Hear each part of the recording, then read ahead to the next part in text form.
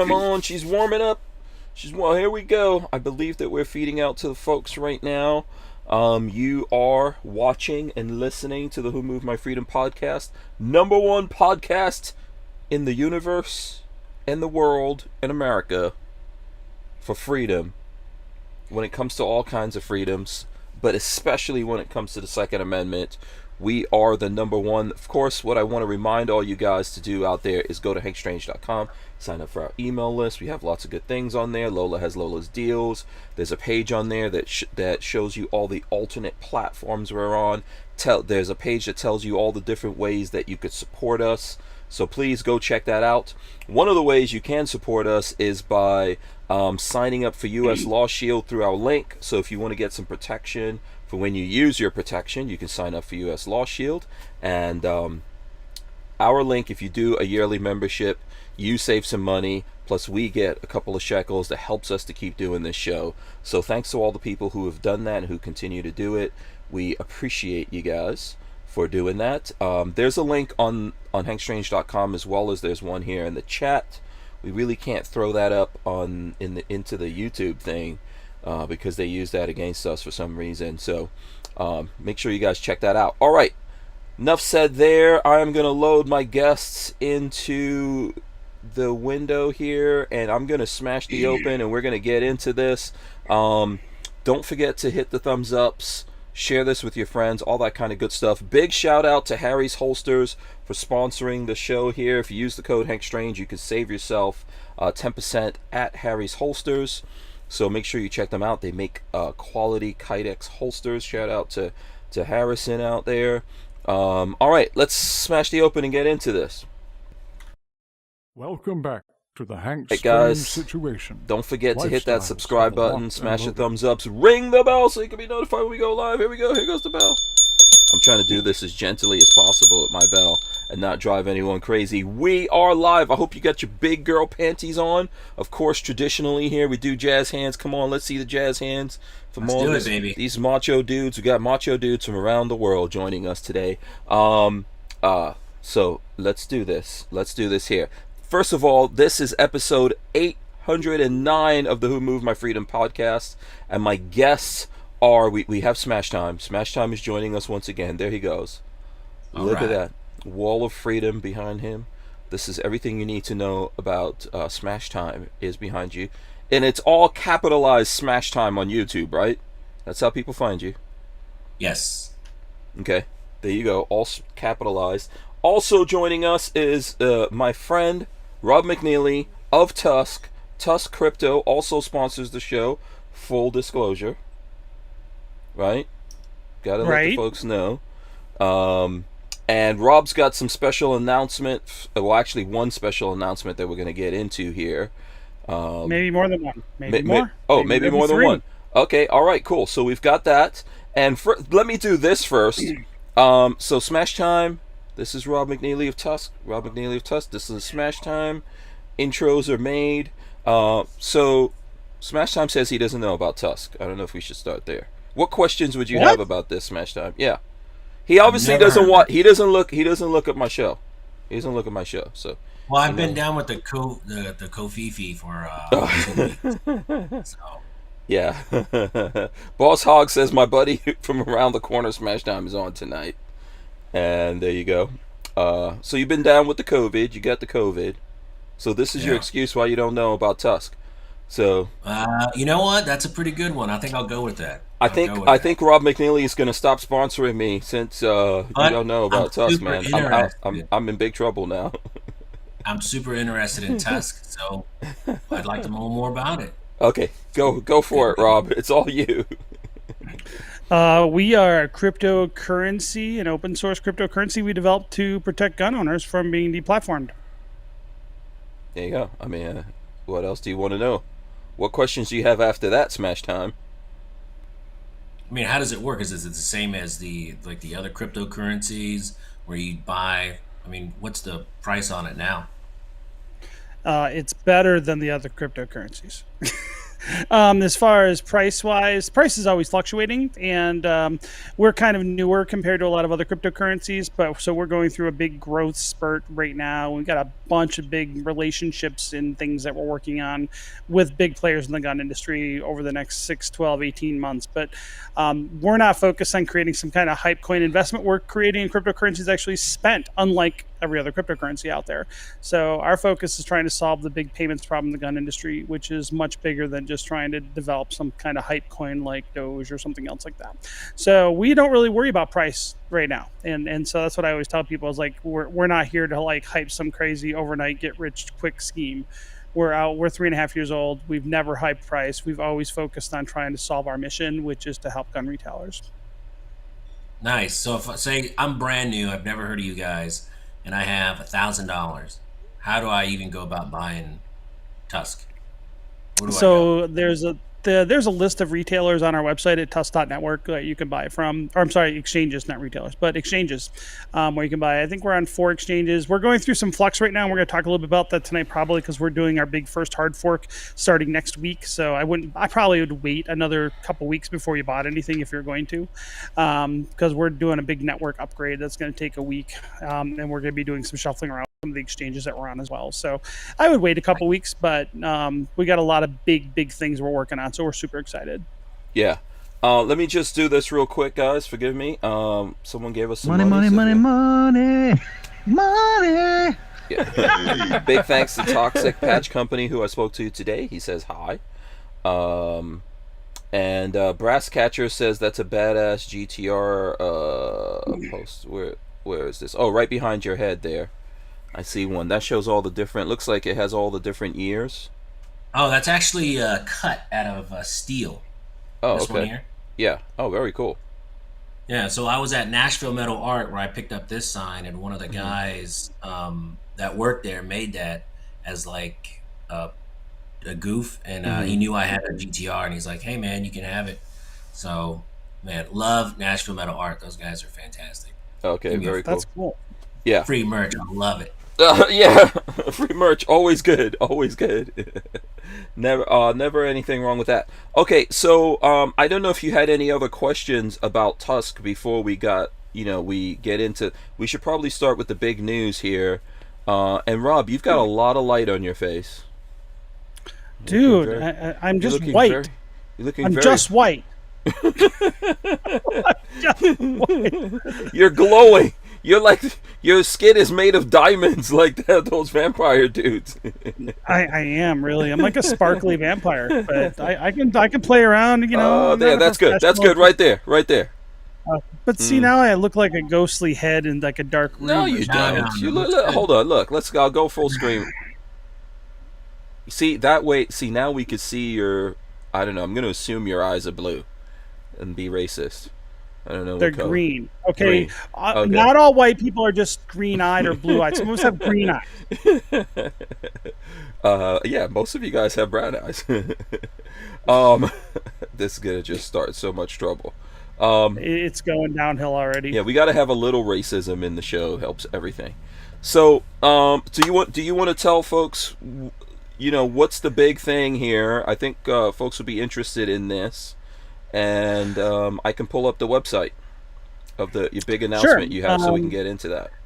Yeah, so a couple months ago, a gentleman named Alex out of California runs a machine shop, and he wanted to get into creating 80% lowers. And he said he was interested in accepting Tusk. And back and forth over the last couple months, we've kind of been helping him, and he just got his site live. But what we kind of came up with is an idea, because he wants to be, he's going to be accepting Tusk. He is accepting Tusk. And we said, why don't we do a limited run of Tusk-themed 80% lowers with the Tusk logo engraved on them. And these are right now, they're only accepting Tusk. The website just went live like in the last 5 minutes. So it's apm80.com. So alpha, correct. What's the P? What's the? Someone tell me what the super tactical thing is for P's. What is it? Precision, Alex Precision Machine. Okay, so 80. APM, yeah, APM 80. So since we've been open this page here. So what he did is we came up with doing a limited run of 80% Tusk lowers 1 through 25. There's only 25 of these going to be made. Maybe there'll be another run, but at this point we said let's make 25 of them. And these can only be bought with Tusk. There is a premium because there's, and by the way, I'm not getting them. These are just his project. I'm just letting people know, but it's the process where we can only buy them with Tusk. Now the thing is, because we've been helping him, I got mine already. Oh, okay. So hold on. I'll go to you. I'll go to you so you could show. So you got yours in your box, and you'll be unboxing it. So if I will unbox it live. Yeah. So I got folks, number one. Yeah. So folks have questions about it, which I know is going to come up because it's an 80%. You could feel free to jump in here, Smash Time, with any questions about this. It's not serialized. It's just a special, like, first edition run. So it's from 1 to 25. So the folks who have Tusk out there and know how to use their Tusk can buy it. How are you paying for this with Tusk? I bought him. There's a payment gateway on his website, so you check out, and you have to just be in your Tusk wallet, and then once it goes to the checkout page, it'll ask you to go to your wallet and send them the amount of money, and within like a 30-minute time period, and then it confirms. Yeah, and we went through this. So I went through this over the weekend. Okay. And then last weekend's when I bought mine because I got to pick, and I wanted number one. Right. So. And they just literally, honestly, and I pinged you earlier. They just got in the mail to my house today. Yeah, I haven't even opened it yet. Yeah, if I was choosing my number, I would have gone for number 4. That's my lucky number. But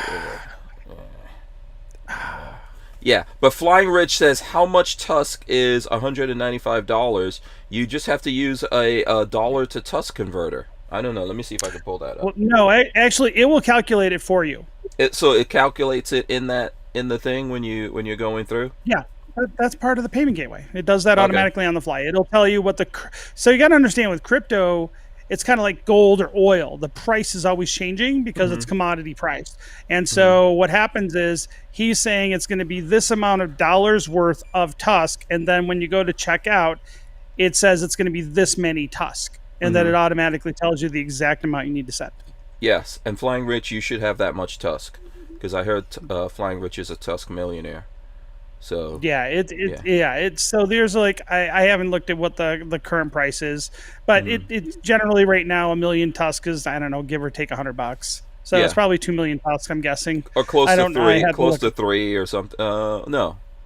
Like, what do you say? Oh no, you said it's about $100 is about 1 million Tusk. So yeah, about 2 million ish. There you go. I'm guessing be around that. Yeah. Ryan Berg says good number 4. Good number 4. That's basically my lucky number because that's how many of us it is in the family. Me, Lola, and the 2 boys. So there you go. Well, I didn't know. I would have said something different, but I know I'm not going to cry about it too much, just a little bit. You've cried about it twice already. I'm trying to guilt the person out of who got number 4. I'm trying to guilt them out of it. You should feel very ashamed of yourself for having number 4. I'll tell my daughter how you feel. Oh, oops. Whoops. Okay. Yeah. So if I don't know if Flying Rich right now is out there trying to buy it, let us know how it goes. What do you think, Smash Time? Should we go to him unboxing right now, or did you have questions? Oh, I definitely want to see an unboxing, see what it's all about. Yeah. All right. And then if you guys have questions out there, let us know. Ryan Berg says I'm a 44 man myself, but 4s are winners. There you go. So there you go. So all right, let's go. Go ahead. Ryan was a pro ball player, so I take that. That's a big deal. Oh, okay. Oh, you know this Ryan Berg dude. I do. Oh, okay. So is he number 40? What team is he on? Can we say? He's not on a team now. He's not on a team. Okay. Who did he play for? Ask Ryan. I'm not here to sell Ryan. Tell us, Ryan, what team were you on? I'm guessing his number on there was 45. I don't know anything about sports. So same. All I watch is UFC, and that's about it. I might watch women's beach volleyball. If it's on. Yeah. you know, and I stumble across it. Sometimes, I like was, women's I was tennis, watching, you know, I watch that. I was watching ladies championship cornhole the other day. That was very Oh, I don't entertaining. even want to know about that. It's big in Texas, man. Cornhole. That's the game. Okay. Yeah, There's ladies lots All of right, cornhole. maybe that's the different than when I hear the word. Yeah, cornhole. exactly. Yeah, Very when I nice. hear it, I think people from Texas obviously think something else. Yeah, that's how we do it down here. Yeah. Ladies cornhole on the weekends. It's fun. Ryan Berg That- says I was drafted by the Phillies out of Philadelphia. So there he goes. All right. So, all right. Enough of ladies cornhole. Let's go to Rob McNeely. And let's do I don't think I can do this anymore. It's like, oh, I'm losing it. Yeah. Let's go ahead, Rob. You know how this show goes, man. Downhill usually. Yes. All right, so this is the box I got, and I've AR-80 never Tusk done it #1. on. I've never done an unboxing video, so this is the first, and I'm actually kind of excited. Like, it's actually not a bad kind of like logo he's got here, so I think that's kind of cool. Yeah, I like And that then, trident. That's a trident, right? A Yeah, trident but on that's the for shield. and For the his M. business is Alex Precision Machine, so I guess that's Yeah. the M. Yeah, Yeah. that's Yeah, pretty very cool. sweet. Yeah, I like it. So out of the gate, I'm like excited, but oh wow, dude, holy crap, this looks cool. It looks like a steak. So look at the inner box. I just pulled it out of the box, and look at that. Okay. He wrapped it like a steak, all Oh, wrapped up okay. pretty. Okay, brown paper. Okay. He's got stickers, like, so I'm already pretty impressed. You don't Very see nice. people do that, like even with big companies, and this is a No, they smaller just put it in a company. box and send it out to you. So no Slap scratches it on this. Yeah. And so, all right, so I'm gonna like, and I haven't even pulled this out, so understand, like, this has not been looked at by me yet. So this is the very first Tusk 80% lower, one of 25, and this is number 1. Oh boy, look at that! That looks pretty good. Look at that. Let me get a little in the camera. So there you go. That's it. Turn it on. So this is an 80%er. What's left to be done on this? It looks like it's Right the there. normal. Yeah, right there. It's got a. So this is not a firearm, obviously. Yes. And so if you look here, and we talked about this, this is not. This is like machined out of like nice billet. This is high-end aluminum. And I'm backwards here. Like, so let's see. Can we focus a little bit? Let's see if I can focus on that. So, I mean, this is like good stuff. 6061 aluminum, and this is the mill high-end hard coat anodized. So this is like not like the cheap anodized, and you can feel the difference. It feels really, really good. And then now the cool thing is, and he did some cool things, and you know a lot about guns, and anybody who sees this, but take a look at the little bolt release. Can you? Is it clear? Can you see? I'm trying to focus. So it's threaded. So he threaded this. Oh, cool. Okay. And you know, most of those take a roll pin. I'm trying to get it in focus, but Yeah. There you go. it's not real. Yeah, I mean it's going to be tough to see the threading here, but yeah. Yeah. So that's not a roll pin, it's threaded. So that's usually that's something you see on really high end lowers. Let me see if I can get it from this end. Some sideways, yeah. Okay. So Cool. yeah, that doesn't work good. I'm sorry. I'm not. See, you can tell I've never done an unboxing video before. So don't hire me for this job. So that's threaded. But here's the thought. I've never seen this before. So you know when you like take apart an AR and then the little spring back here just goes pew when you take off your buttstock? He threaded that too. So all of that is threaded. Okay. That's something. Or is it focusing a little bit? I'm just trying to. I don't. Yeah, but I've never seen. I don't know about Smash Time. Have you done any? Yeah. 80% builds, much less. Yeah. No, I've never done an 80% build, but I've put a couple lowers together. Yeah. That spring can be a pain if you lose it. Yeah. Oh, yeah. Oh, absolutely. Well, Every time I lose that. But that's the rear detent. Normally, that's just set in there, but he threaded that. And I've only seen that on really, really high-end ARs. And so this is not like some slap together low end, 80% or even like some low end, or this is a really high end, well designed. Yeah, You got the built-in built. This is a high end 80. Yeah, looks great by any stretch. So I'm super excited to see this logo on this 80% lower. D stands 14 says that looks like a Aero M4E1.H. So there you go. It's not though. Oh, of course. I literally saw the So literally through the process of this, he literally sent me pictures of the aluminum on the pallet. Mm-hmm. He's like, look at all the chunks that we got. So I'm pretty stoked about this. No, that's very cool. And Chris Bullis is chastising me. He says 20% of the work is left, Hank. Let me hold on a second. I got to do my math here. 80. If you take 100 and take away 80, it's like 20. But if you add the 20 in, I don't know. Carry the 6. Then is it? Yeah. What does it become after that? Flying Rich says, Rob, what do I do with the QR code? I don't even know what he's talking about there. Is there? You don't need to do anything with the QR card. Just you don't need to do anything with the QR code. Just copy it.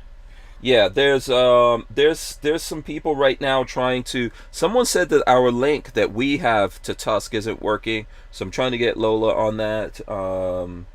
So I think she's working on it. I don't know. Or Lola's still here.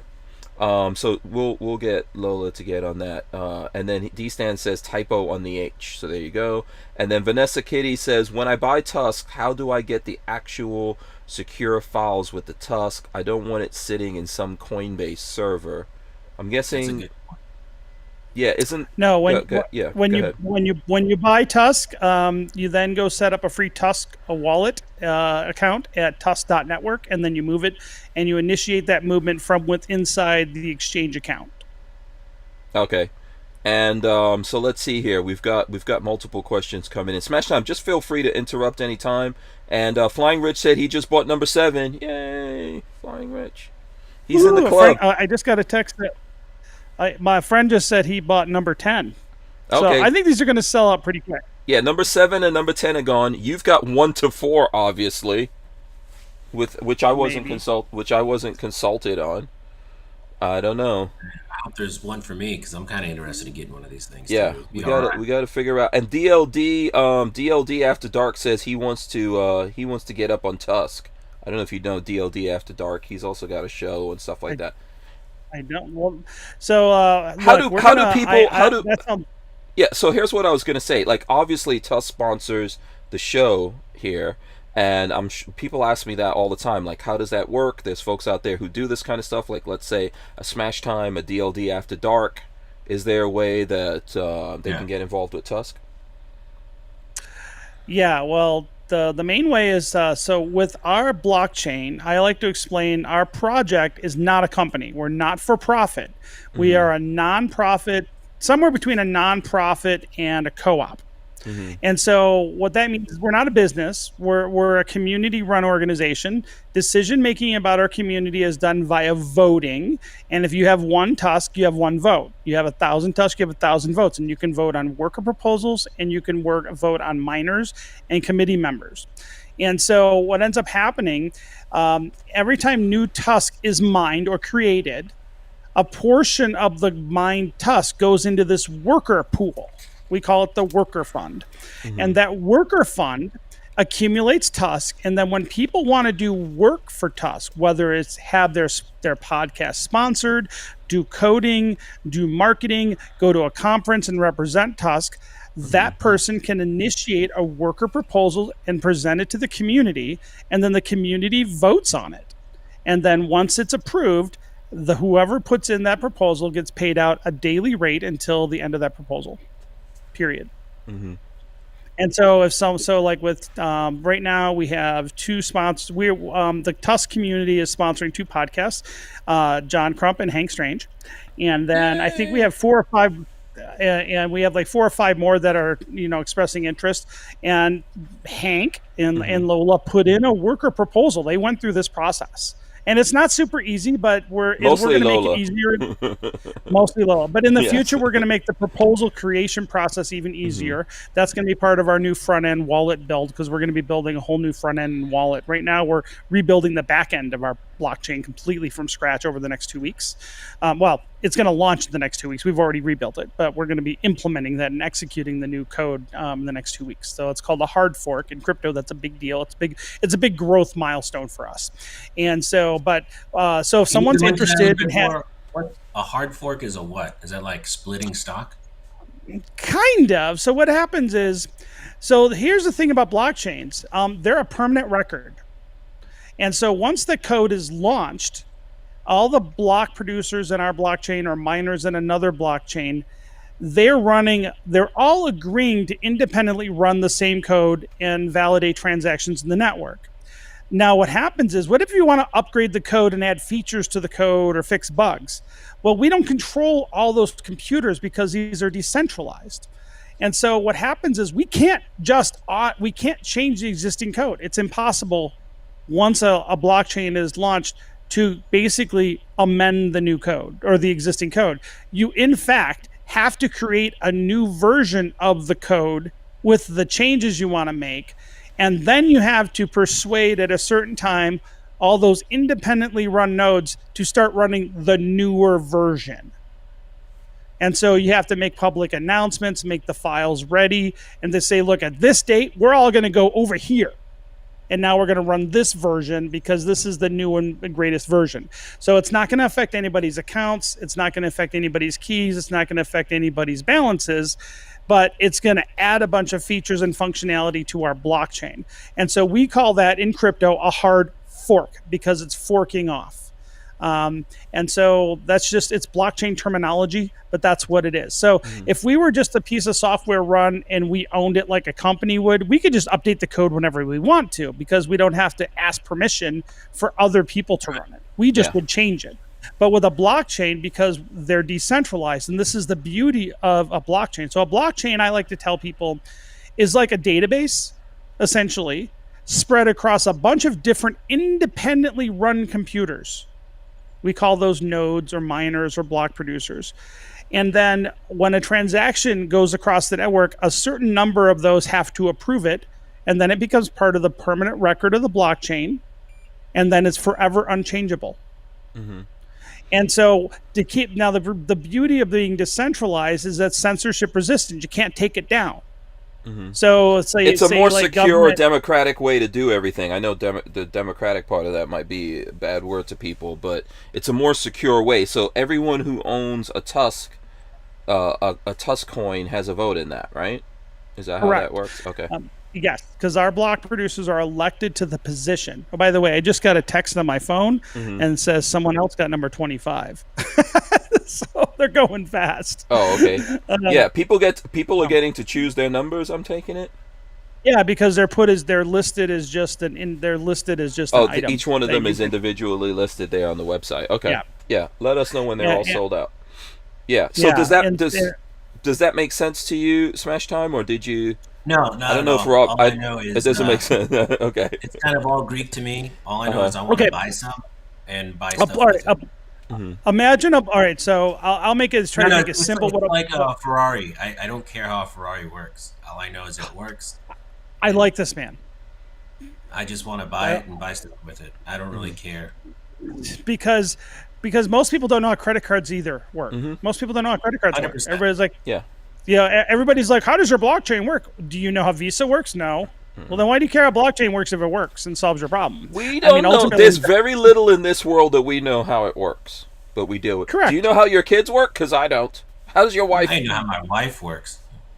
I don't really know I don't know what's going on in that brain. I have a perception of what I think is going on. It's wrong. It's wrong. Yeah. Whatever you think, you're wrong. Yeah. We don't know. Yeah. I like how my wife works. I'm not sure how it gets there, but it gets done. So I like that. Yeah, Vanessa Kitty said, "Oh, very nice. Then I get a Tusk secure wallet with my coins." So I'm assuming, my understanding, which I could be wrong, when you sign up for Tusk, you're creating a wallet. Yes. So if you go to Tusk.network and you set up an account, that is your Tusk wallet, and that's the wallet you need to have to vote. Yeah. Now, when you buy crypto on an exchange, technically you're buying crypto and it's still in their wallet. Mm-hmm. And then what you want to do is once you buy crypto on an exchange, and this is any crypto, it's not just Tusk, what you want to do is make sure that you withdraw from that exchange to the wallet you control. Yeah. And in crypto, we say for safety purposes, not your keys, not your crypto. Meaning that if the exchange holds the keys to the wallet where your Tusk is, you don't have control over it. Mm-hmm. Right now, I would say if you're interested, look at Bololex. We're having problems with Probit right now because they don't want to support our hard fork because they're jerks.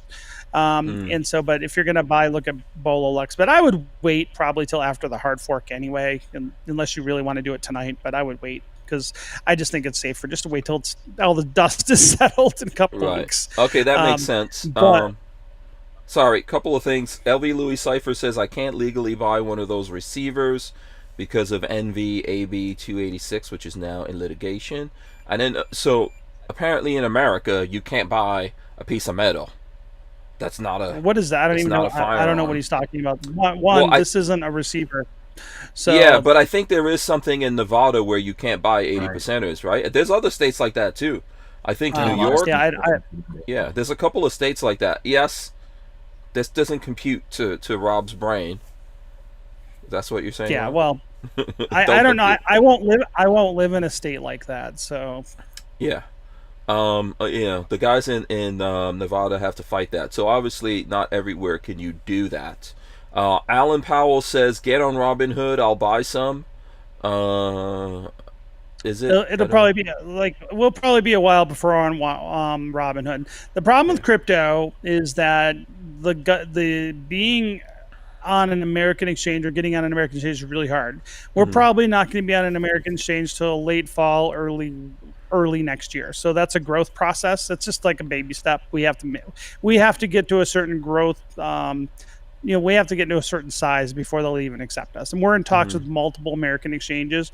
Robinhood, 10 years from now, I mean, the way Robinhood and Coinbase are, I know of $1 billion market cap cryptocurrency that can't even get on Coinbase. And it's American-based crypto. So those sound great, and everybody's like, get on Coinbase. I'm like, okay, well, we'll talk in 5 years, because it's going to take that long to get on Coinbase. Yeah. but we're working on it. It's just this crypto world is really, really crazy. And as a project, having to deal with all these things, it's pretty insane. Nice. So you recommend after it forks, buy some. Yeah. And that term is called forking off. Yeah, I would say I don't give people forking off. You should buy it. I would probably wait till after the fork if anybody's interested in purchasing it. Understand, you're not buying it from me or the project. You're buying it from somebody else who's already put it up for sale on an exchange. We're not involved in that process at all. I can't sell you Tusk if I wanted to. We've never sold Tusk. Yeah. So it's like that's not what we did. We didn't do an illegal ICO or anything like that. We're not an actual security under U.S. law. So we never launched that way. We're 3.5 years old now. But we have a lot of really cool stuff happening. And Hank, I'll get with you. I'll tell you some things that, we got some interesting things have happened since we talked last. So okay. So a couple of things. I'm super bullish. Couple of things going on here. Lola says our link doesn't work, and she texted you something about that. So our links to that doesn't work. So we'll get that worked out. But it's if you want to, you can Google Tusk, TUSC crypto, and the stuff is going to come up, and you can easily walk through that. As Rob is saying, because they're going to do the hard fork. Okay, Smash Time. Yeah, you might want to wait. When is this hard fork happening? In the next 48 hours, 24? Let's see. We are doing. See, now you're asking. You asked me to look at a text. Okay. So I'll go on to some other stuff that's going on. You can look at that. We could focus. We got time here. Let's see. Jade Grew also, he says, how do you log into your Tusk wallet after you create it? Those lines of code that you got is how you log in, which is why you're supposed to save those into a note, and then also copy that onto a piece of paper, which you can laminate or something and keep in your safe, So you always have those numbers. So that's what you would use, Jade Grew, to sign in, right, Rob? I don't know if that's interrupting too much. Yeah. So essentially, you have your user account name, which is just on our blockchain. It's just whatever your account name is. It's Bob's account. Could be so we have human readable account names on our blockchain. Yeah. So you could just have Rob's account, and then there's your key is a cryptographic key, which you don't ever want to share with anybody, and then that's what your password is. Yeah. And that's how you do it. And that name for your account, for example, so let's say Smash Time signed up and his name was Smash Time. And then he's like, hey, Hank, you owe me money. I want my money now, son. Don't make me roll up on you. I'm from Texas, or I don't know how they do it over there. Then I would go in there and I would send money to Smash Time, right? I would just put in like, okay, I would figure out how that money translates to Tusk, and I'll say send this much Tusk to Smash Time, and then Smash Time will get a thing saying Hank Strange just sent you this much Tusk. That's really how it works. And the reason why I'm explaining that is that a lot of these guys, a lot of the folks out there in the corporate world that are activists are going to use money to stop us from doing stuff, right? Or our ability to access money or pay things to each other online and all that. And that's where this really comes in and where it really becomes powerful. An example of that I always tell everyone is a couple years ago, PayPal banned me for life because I'm a gun guy. Right. So, and I didn't buy a gun or anything like that online with PayPal. I never did it. I don't think there's anything wrong with that if I did it, because it's legal for me to buy guns, But what happened was there is a company that was supporting us, and they don't make guns. They make accessories for guns. And they were supporting us and sending us money on PayPal, and this company was like, nope, that's it, you're banned for life. Man.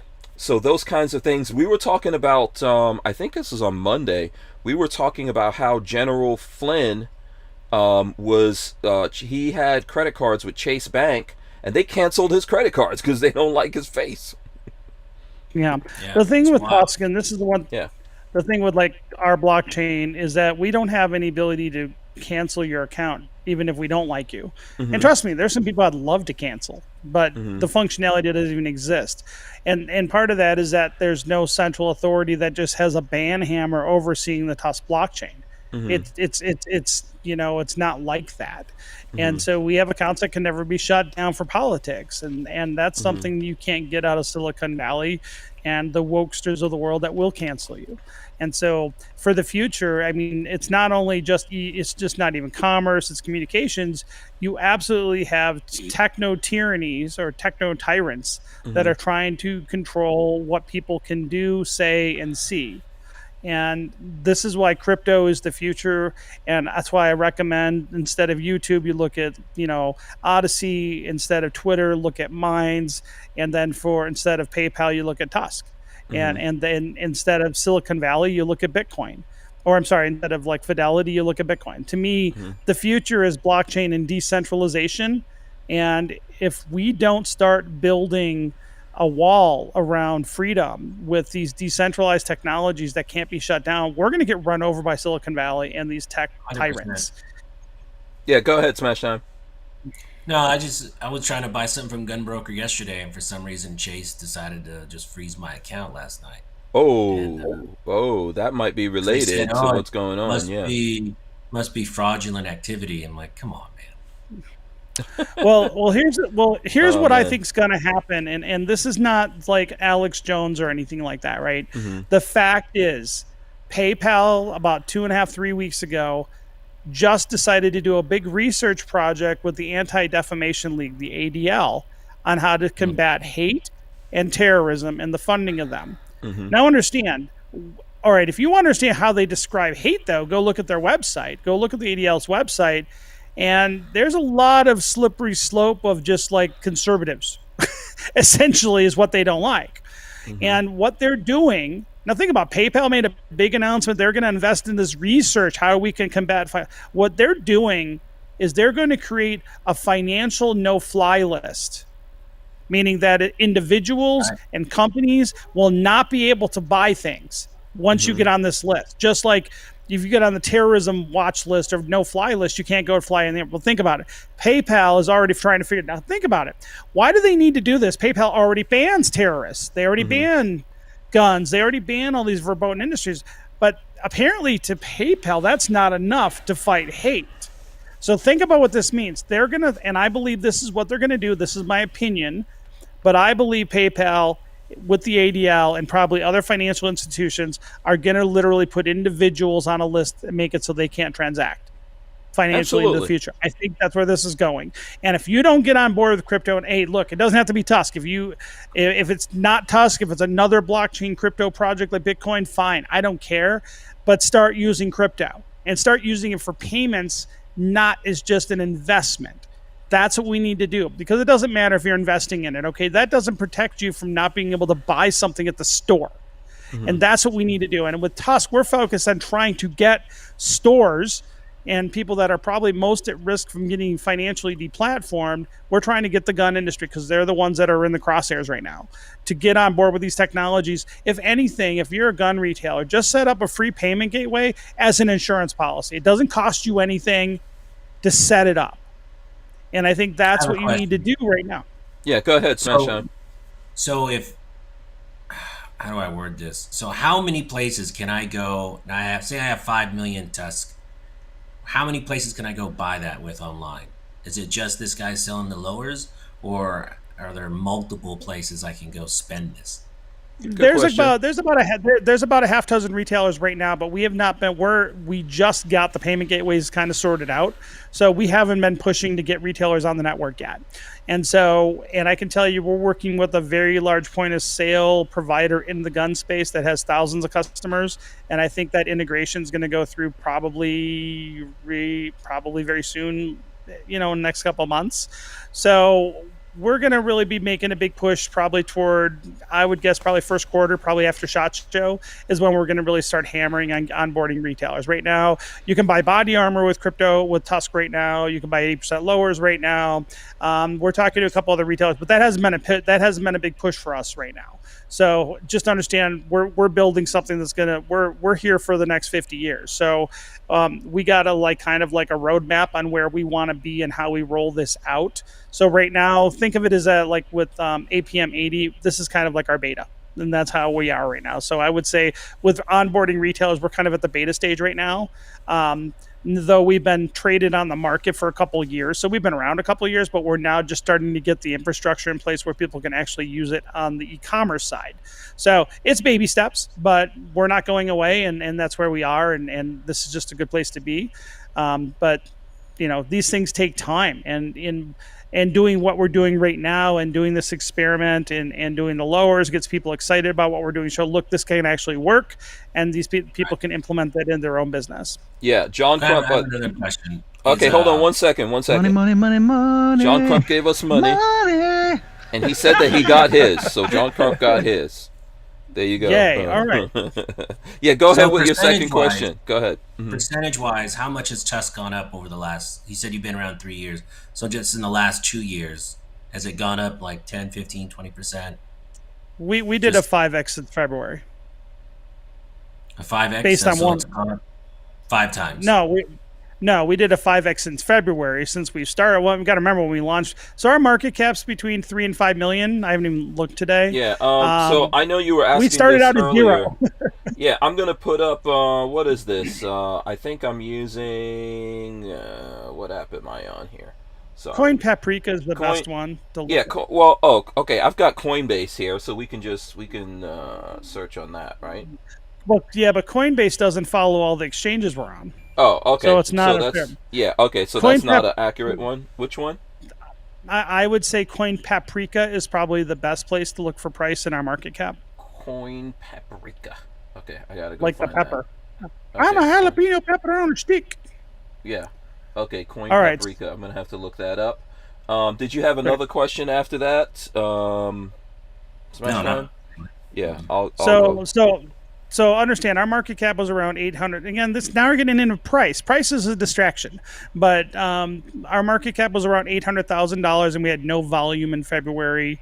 Our market cap is just under $5 million today. I'm looking at the numbers right now. We did $3,300 in volume in the last 24-hour period. But like I said, one article in February got us a 5x, and we're not even on any big exchanges or anything yet. But again, our focus isn't as trying to position this as an investment. We're not trying to be digital gold. We're trying to be crypto Venmo. We want people to spend this, and that's the key for us. Though, so I don't give price predictions or anything like that. But I would say, I mean, I've been in crypto investor in a while, and I'm pretty excited about where we're going with this. And I think if we do the things that we're going to do and the relationships that we're talking to, and Hank knows some of the people that we're already in pretty high level talks with. If some of these things land, I think the market will reward that. Nice. Yeah. So what I was going to say about that here is that, first of all, doing something like this, you have to have all your ducks in a row legally, right? There has to actually be a coin. I think that's the thing. So you're based on a coin that existed before, I guess, and then became something else. Is that correct? We started out as an Ethereum token called OCC, and then we built our own blockchain, and then we did a swap to that new blockchain and rebranded as Tusk. But we started 3.5 years ago. Right. Then there's all these legal ducks in a rows that have to be lined up. I don't know if you want to just explain some of that for people, because like America has laws, etc., right? And how this works. Sure. So the big thing about launching a crypto, it's basically, especially right now, it's basically almost impossible to launch a cryptocurrency in the United States, given the securities laws. So how we did not become an illegal security is, one, we never sold tokens, and we gave away the entire supply away for free via faucets, not airdrops, 3.5 years ago. And we didn't collect any personal information or require anybody to go through bounties to receive the coins and the tokens when we launched originally. Now, this was bizarre to me because I thought, we gave away something for free. And there's other blockchains that have done this too. It's a way to launch. The way the SEC doesn't like it, if you sell coins and tokens, they view that as an illegal security, or they used to call them ICOs. Now they call them token launches and things like that. So we didn't do any of that. And so before we even had fully distributed the tokens that we launched, people were already themselves putting them on decentralized exchanges and selling them. And that's how we went through our original price discovery function. And then they just went on the market. And it was just really bizarre. I've never been a part of anything like that before, but watching it go through that process was interesting. But because we launched it in that way, we are not an illegal security under U.S. law. And under U.S. law, if you're an illegal security, you can't be listed on an American-based exchange. So we are very cognizant about trying to conform with all the laws and we're not doing anything illegal. One of the things and this is why I got to be very careful about talking about price and things like that. If I sit here as a quote unquote issuer of anything and I start saying, oh, we're going to go up in value, we're going to go up 50%, and we're going to do a 10x in the next 6 months, that's technically illegal, by the way. It's illegal under security laws. You're governed by the SEC then? Securities Exchange Commission, or no? So in the United States, well, that's kind of a weird question, but how the CFTC, Community Futures Trading Commission, and the SEC regulate the trading of commodities and securities. So those are the two main regulatory bodies, and then you get FinCEN and the IRS involved as well, and they all have overlapping jurisdictions, and depends on how you're launched. So we're not, as far as we can tell, and based on talking to attorneys and stuff, we are not an illegal security. We're probably more like a commodity, and that's how Bitcoin is. And Bitcoin is considered a commodity. We should be a commodity.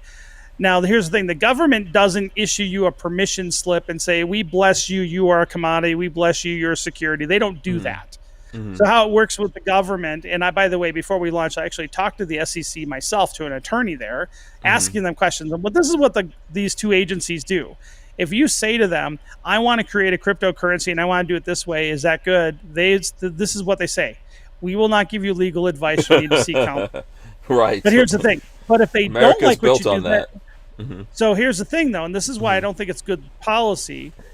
What happens then let's just say we went and got legal advice from an attorney. They say you're good to go, launch the way you want to do, and then the SEC or the CFTC doesn't like what you did. They now can come back after you and put you in jail. 100%, So, absolutely. and It's like that's saying, how "Hey, this- I want to be a drug dealer. How do I do that legally?" So if you're asking me, are we who we're governed by? I would say under the current regime, we're governed by FinCEN. Possibly, we're more likely governed. We're certainly governed by IRS, or I don't say governed. I say subject to their rules and regulations. So when you're dealing with commodity, because I'm sorry, but so, and this is just like my understanding, which is probably not accurate, right? I'm totally an idiot. So I would never say that. Cryptos are not a currency according to the government, right? They are more like commodities, investments, things in that vein. Yeah.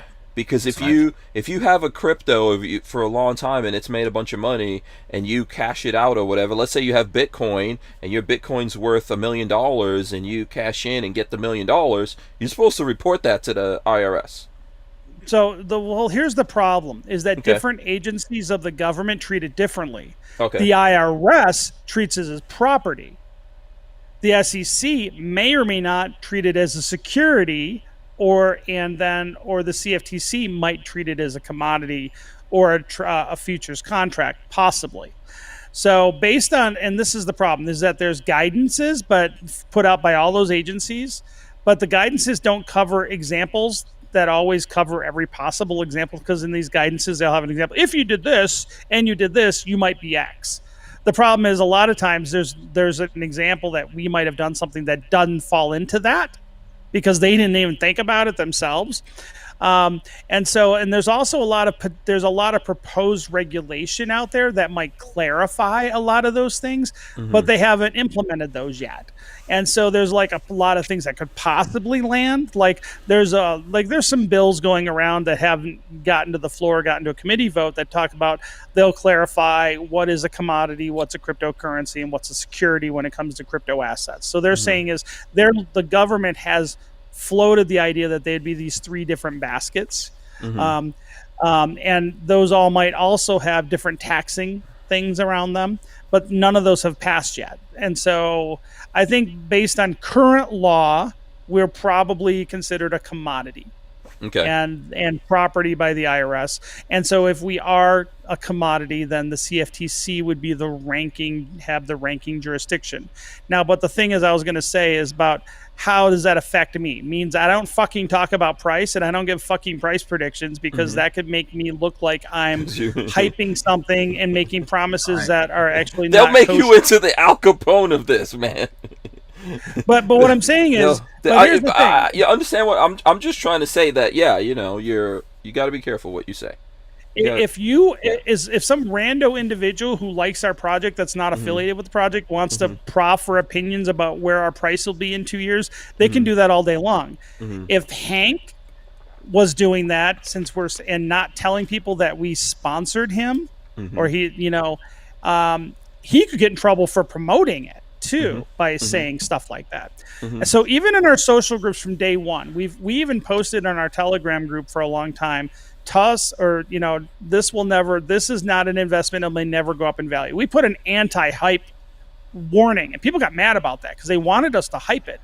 But one, I think hype is potentially a gray area legally, and I don't want to put the project into a regulatory problem. But two, I honestly think focusing on price is a big distraction for what I'm trying to accomplish. I'm on a freaking mission from God to try to help save people and get adoption for cryptocurrency so that we don't lose our ability to buy and sell guns in the United States. Number one, that's my mission. Okay. Do I want to see the price go up? Sure. I'd love it. But everybody, if our groups just got filled with people talking about, well, I can't wait to see that price go up another nickel or go up to a penny or whatever, and I'm going to be billionaires. Yeah. That's great. And there's a lot of other projects that do that. But the problem is most of the projects that only do that, they're not doing anything. They're not out there marketing. They're not out meeting people. They're not out building relationships. They're not out trying to solve a problem. They're only trying to create an asset that goes up in value so that they can make a bunch of money and walk. And that's not what we're doing with Tusk. And so Yeah. it's not that I don't think about those things and pay attention to those things, because liquidity is important to build confidence in retailers. So retailers are willing to accept it, so they know if they accept it, they have somewhere else that they can spend it, or they can cash it back out to dollars. That's important for the project to grow. So that's why I have to care about exchanges and things like that. But the fact is, like, hyping price is just not something I'm comfortable with doing, and I've never done it. Yeah. So I don't know if Smash Time has a thing there. Basically, people need to get on board here. This is not like a lot of people when we talk about this are like, oh, this is a scam trying to get my money. No, this is something so that you don't put your life savings and everything into this. This is something that you get involved in. You want to do something with someone else out there, and you use this specifically for that. I'll bring up something right now. Gorillas and Guns says, I need some help. He says, what is this? I need some Rob help to get my Tusk account set up so Hank can pay me my royalties. And you're about to hear why he's saying that right now, because we'll throw this up there from Smash Time. And Money, money, money, money. Smash Time for some reason gave us $5 to say that Texas is #1. That is all. That is all. That's from Smash Time. Hold on, I'm not done. There's more of these, so I gotta get into all of these now before I get chastised here. Toxic Patch Company Money, money, says money, money. Diamond Money. hands like I guess that's goal or whatever that's supposed to be right there. I don't know what that means. Someone's gonna have to explain. What does diamond and then this thing mean? Got me, man. I don't know. Oh, okay. What is it? Diamond hands? Yeah, diamond hands, I guess. Is it diamond hands? Here, let's put that there. Diamond hands. What does that mean? Yep, that's diamond hands. That means that we can sell when things don't look good. Diamond hands means that they're just going to hold on for the long term through all the volatility. So that's what that means. Okay, there you go. Did you just make that up? Did you just make that up? That sounded pretty convincing. I'm just believing it. You just made it up. Damn it. I didn't make that up. No. Oh, okay, sure. And Money, money, John money, Crump money. says Money. he says he just invested his life savings in Save the Kids token. So yeah, listen, you need to help Gorillas and Guns, because apparently he's been trying to smash his computer keyboard with a banana or something. He can't figure out how to create this. Listen, Gorillas and Guns, create the account. Your best buddy is John Crump. If John Crump can't help you, no one can help you. Create the account now. I'll put money in there for you. Tusk in there. What's up?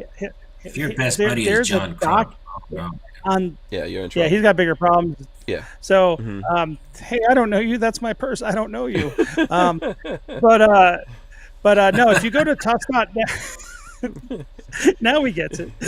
Go to Tusk.network, and then in the community section, there's a document that'll walk you through every step of creating an account. It's so if you go to Tusk.network, go to the community button, and at the bottom there's a button that's got a little PDF to create. Okay, Gorillas and Guns is just hearing. He's just hearing blah blah blah banana, good blah blah blah bananas blah blah blah more bananas. Okay, I'm not gonna pick on him, but okay, I'm gonna pick on him. There are instructions on the website, and if you go into our Telegram group, and there's a link in that same place under community for the Telegram group, join that, and there's people there that can also help you. Okay, if he can't sign up for TUSC Crypto, how is he getting into the Telegram group? I'm just saying. You have to download Telegram, and then it's TUSC Network on Telegram. Okay, I'm gonna stop making fun of him before I get into more trouble. Do I even have Telegram? So here, if you guys want to see the Coin Paprika, wait, I just had the here we go. This is what coinpaprika.com looks like, by the way, for anyone who wants to see it and wants to see prices. Paprika. Yeah, Coin Paprika, there it goes. That's what it looks like. And actually, let me see here. And I can open, let me see if I can. The app looks like, I think the app is called Coins, if I'm not mistaken. Let me see if I can do this. I'm trying to pull up the app, but, okay, that's not working. I had it here, but then I went out. I went out of the thing. So I'm trying to pull up that app so you guys can see what that actual app looks like if you want to get the app. And then Toxic Patch Company says blah blah blah banana hammocks. And John Crump says, "Call me sometime." Yeah. John Crump says, "Call me sometime and I'll talk you through it." Yeah. See, John Crump doesn't take Crump. You got to take good care of your people, man. You got to take care of your people, Crump. Just don't mind us here, Rob. We're just chastising Crump. That's all. It's okay. Yeah. Basically, what Crump does is he has a cajillion things happening at one time. You know, and he wants to. So actually, Gorillas and Guns wants to know right now. He says, "What's the best browser to set up the Tusker account? I've followed the instructions every time." So, Chrome or Brave? Chrome or Brave? There you go. Chrome or Brave? That's an easy question. Chrome right there. What was your question, Smash Time? Oh man, you know, I was gonna ask him if that was a Bobby Hill reference. He said about 10 minutes ago. It was a Bobby Hill reference. Oh, there you go. Okay, I'm going to share it since I got it here. This is it. Coins, one app for crypto. That's the one that you're talking about, right, Rob? I don't know what that is. That's the thing that when you go to Coin Paprika that comes up. Oh, okay. I don't have their app. I don't download apps. Oh, you don't. Oh, excuse us. Oh, I just log onto the website, so I actually haven't downloaded their app. I'm a yeah, weirdo when it comes to privacy, so like you're too good to download an app. I see. I'm saying now we're seeing some elitist, you know, some techno elitist stuff. Did you buy the Freedom phone when it came out? No, I You actually have some. those things? I think Freedom Phone is. I'm not a big fan of the project. Because the hardware is really cheap hardware that offers no privacy at all, and I'm not a fan of it. I looked into that, and I actually, there's a lot of there's better hardware out there. So privacy, and I'm just not a fan. I'll be honest. I think there's a lot better projects out there. Other than that, that's a marketing thing. Yeah. So let's see here. Alan Powell says creating an account is like a God of War-esque puzzle game. Well, you guys are working on that, right?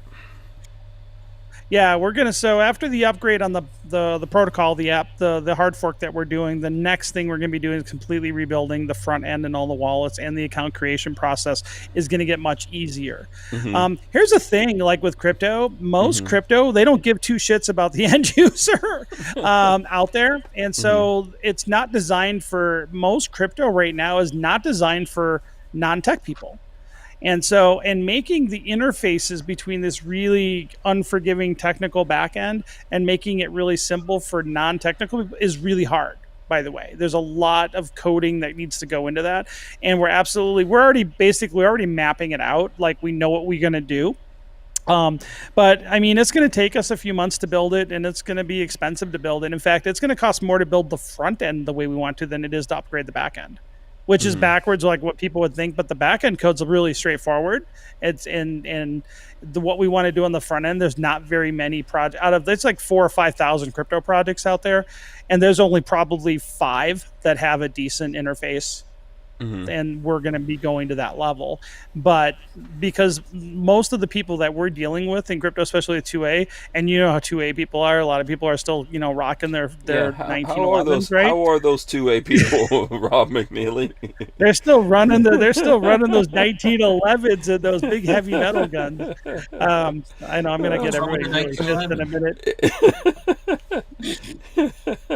Nothing if unless it's an STI or something, but no, I'm just giving people.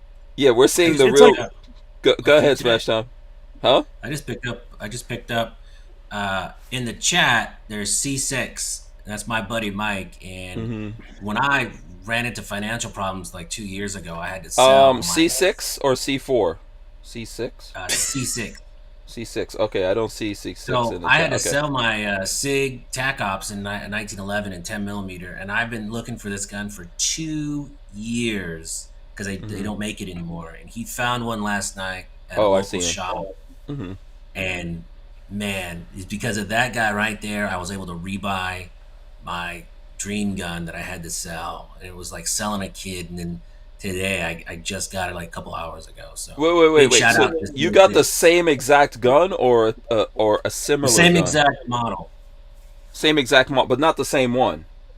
No, not the same one. No. Okay. I And what wish was that it? would've been- What was it?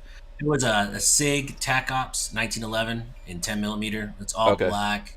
Oh man, it is amazing to shoot. I love that gun so much. And then, Right now, Rob is blocking you from ever getting on Tusk. That's what he's doing. See how he's looking down? No. He's like, I've actually "Hey, No, Smash people time give- will never be allowed." No, I just give people crap. It's like arguing, it's like Ford versus Chevy. Just say I like AKs better than ARs, and then everybody will yell at you. It's like Yeah. I don't even get into that. I just or give if people you crap. say how much you don't like Glock, and then duck. Yeah. Ford is the best. Now we're going to start trouble. I don't care. But I am in a Ford right now, but I don't really care. Flying I Rich gave us... appreciate- Money, money, money, Yeah. money. Flying Rich gave us some money as well. He Money. says, what is it? Crump's head is bigger than mine. That sounds personal. Yeah, I mean... I think he's almost like attacking him. Yeah. And let's see here. So I don't know. There's some stuff in there. I'm not okay. So let's just switch this around a little bit. We are going to come back to we're going to come back to the lowers and stuff like that. But let's get into some stuff that I don't know if Smash Time has any more questions on Tusk. If other people do, I'm No. going to try to. I I'm don't try to get like I Rob said to before, get Gorillas and Guns sorted out. Yeah, like We'll I get don't him care started. how it works. I just Mhm. want to know that it works, and I can buy it and buy stuff with it. That's all I Mhm. care about. Yeah. Coding and all that, I don't care. Mm-hmm. Yeah. I actually like the Ford Maverick. I'm one of my friends in high school. My best friend had a Maverick. That was Yeah, a fun let's- car. So let's see. Let's go to that. That's Kioski said Ford Maverick looks like doo doo. It Dude, doesn't really bother me. now, dude, you're not, you're bothering my childhood now. Like back in the '80s, back when that kind of car still rolled around because they were weren't all rusted out by then. But I thought the Ford Mavericks were pretty cool. So they had a big bench seat in the front. It was pretty cool. That's like a Kinda fun. pickup truck. Let me see. No, it's like a bigger. Oh. It's kind of like a bigger. I don't know. It's Well- I don't know, like the size of a small Mustang. When I search Ford Maverick, pickup trucks come up. Something your grandma would drive. No, look, I'm telling you, I searched Ford Maverick and a pickup truck comes up. So I guess they're using the Maverick name. What years were the Maverick around? Because obviously, Do an image search. I did do an image search. That's the car. I guess that they're going to Let me- make a new now Ford. I gotta guess put they're gonna Ford make- Maverick car, I guess, because here we go. Oh, I know. Those look like they look like The back I- end looks like a Camaro. Yeah, I almost. want to say it's a little bit like a Gremlin or a Pinto or whatever. Right? Hey, you know what? I drove a Yeah. Gremlin and a Chevette at different times in my childhood. That's kinda I'm- retro I'm cool. Offended. That's kind of I'm like retro cool. offended. I used to see these in the 80s in New York growing up. Like, everyone gave their kid one of these. It was real cheap or whatever. But yeah, I get retro cool vibes from it. I don't know about you guys. And then John Crump says 2022, it's a truck. Yeah, so it's going on a... Kioski says it's a pickup. And Gorillas and Guns was actually able to smash out on the keyboard. 70s Ford Maverick was my first car. The transmission went out the third time I drove it. And Kioski, sticking to his gun, says it looks like doo-doo. I don't really think it looks bad. I'm looking at it. It doesn't. What do you think, Smash Time? I don't think it Yeah, looks it's bad. all right. Yeah. It's all right. Here's a cool looking one right here. Look, that looks kind of sporty. Check that out. Yeah. That's back when seatbelts were kind of optional. Look at that. Look at that. I mean, in the 80s, you had one of these, you're getting all the honeys. That's mostly because in the 80s, like, nobody, like, I mean, cars weren't then what they are now. So, but it's not so bad. Chris Bullis says it's a Pinto GT. Yeah, there you go. That's a good way Yeah. to describe it. And then Kioski says the car is fine. I'm talking about the truck. I don't... Okay. I used to work Yeah. at Ford back in the day. Yeah. I'm in sorry. Detroit. Yeah. I'll say It was something actually right. one of the, it was a cool job. I worked in the auto industry for a few years when I was Yeah. younger. Yeah, I think Ford is doing probably a better job than a lot of the American car companies out there right now. That's my opinion. So the major three, so it's like Ford, GM, and Stellantis. Chrysler, Fiat, Yeah, which is Stellantis.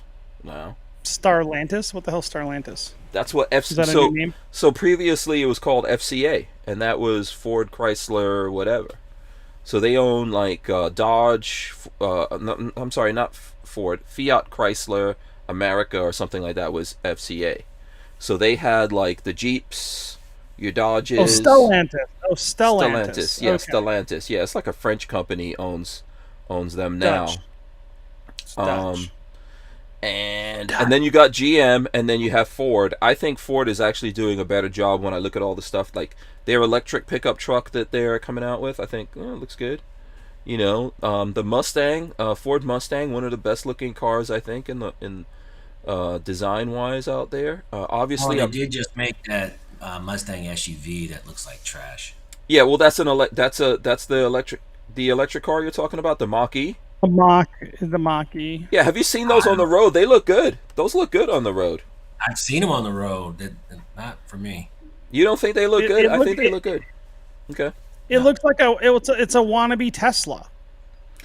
It looks just like a damn Tesla. But the Mustang lights on those on the back, I think, makes it look pretty nice. Yes, it is a looks better wannabe than a Tesla. it looks like a Tesla with better taillights. I would agree with that. That's closer. That's closer to But the truth. the body shape is almost exactly a Tesla, and I'm just like, Yeah. eh. And I Jonathan think James Tesla's a says, pretty- fixed often, repaired drastically. I knew this was going to I'm not start a big trouble. fan of Mustang. Yeah. So I grew up in the Detroit area, and so when we and everybody's dad or mom worked at an auto plant somewhere, and so Ford, when I was growing up, stand for fucked over rebuilt Dodge. When I was a kid, Okay. Wow. that's what they called Fords. Yeah. Are you okay? Are you okay, Smash Time? Smash Time was like, Oh what? yeah. I'm just not a big fan of the Mustang platform in general. Oh, okay. You trying to? Okay. That Someone. and everybody I've met recently with Mustangs just drives me up the wall. So Here's my thing. Why I've never owned a Mustang. Now I love the Mach 1. I always wanted a Mach 1, but because I live in Florida, I can't own a Mustang because everyone and their mama has a Mustang here. Okay. yeah. Everyone and their mama has a Mustang, and they're that all I just so can't do. fast.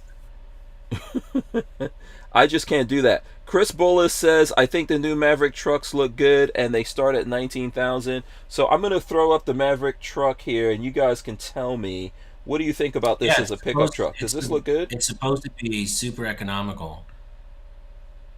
I don't know that this I looks... like it. Doesn't look too bad. Okay. It looks a lot like it looks kind of like a Radian. Yeah, I don't know where they're going with this. Yeah. Is it Well, electric unless- or not electric? No, I the don't think it's Taliban electric. start buying them in bulk, and you know it's not gonna. Yeah, you I don't there's no know. longevity.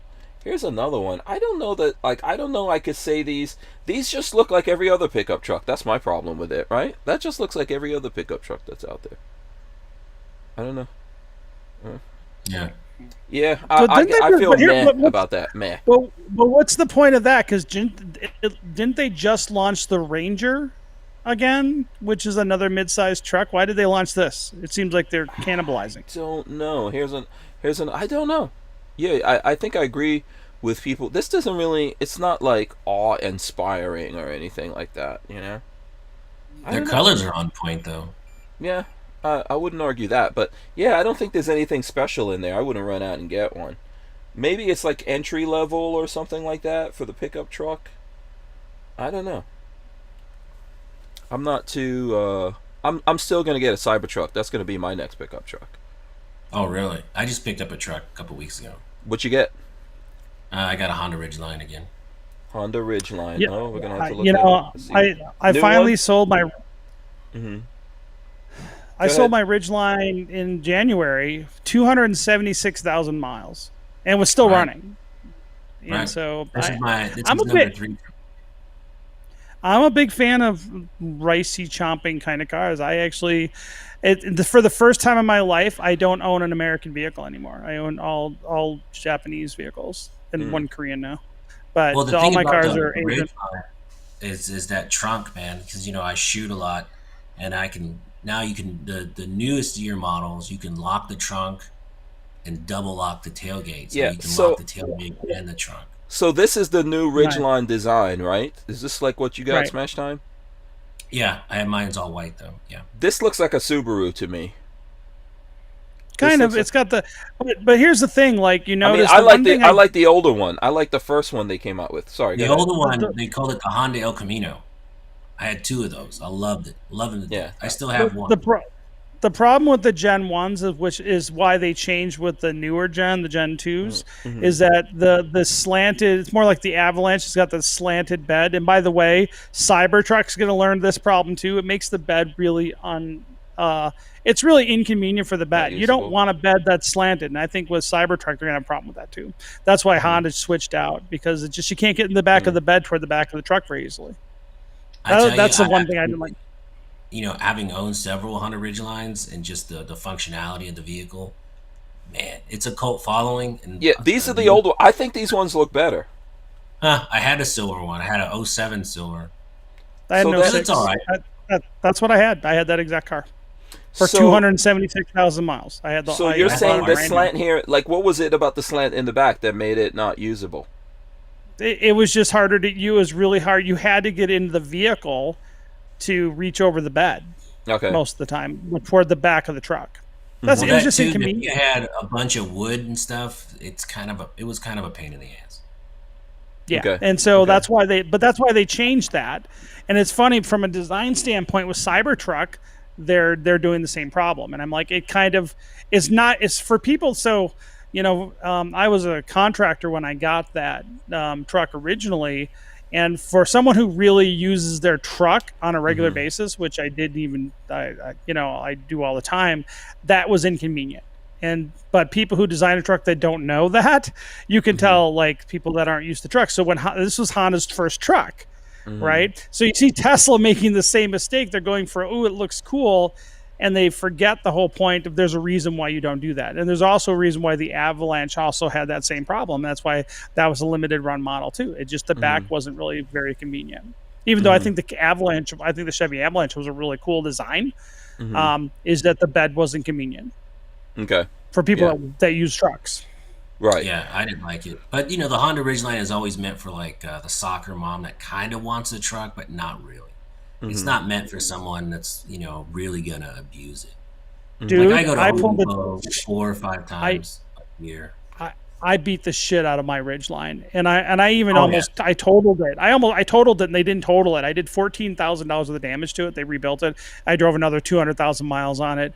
I pulled a tandem axle trailer with up to I overloaded that by twice. I went through 7 sets of tires on it. I mean, I drove the shit out of it, and Yeah, I beat they the can take hell a out of beating. it. And that was my first Japanese car, and I'm like, it just kept going and kept going. I'd beat the shit out of it, fix it, it kept going, and I'm just like, having come from the auto industry and worked for American auto companies, I'm just like, an American car would have never taken this beating ever. It just wouldn't have. I really And like the one thing, the layout inside. It was very simple, big buttons, very easy to use. I like it. The new generation has a weird. You shift by pushing buttons. That's So why kinda wouldn't weird. you, if you guys like that stuff, why? So here's what I'm thinking listening to you guys. I've never had the Honda Ridgeline. I've had Honda stuff. I'm a fan of, like, my first car was a Honda Prelude, 1985. Classic. Yeah, and then I had a Honda S2000. Another classic. But how come you guys didn't get the Toyota pickup trucks like Tundra?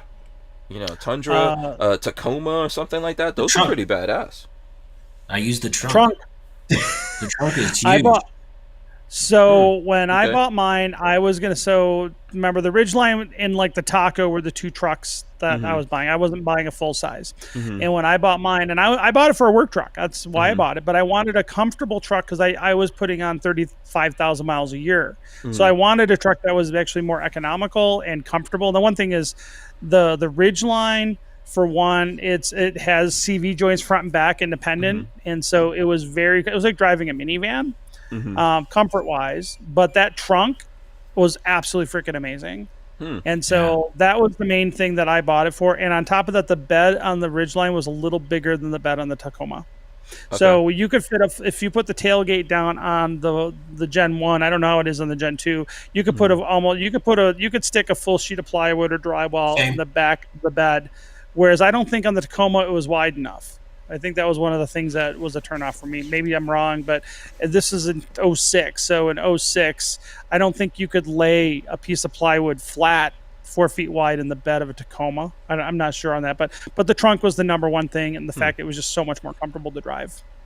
The trunk is about the size. You can put 2 full sets of golf clubs in the trunk.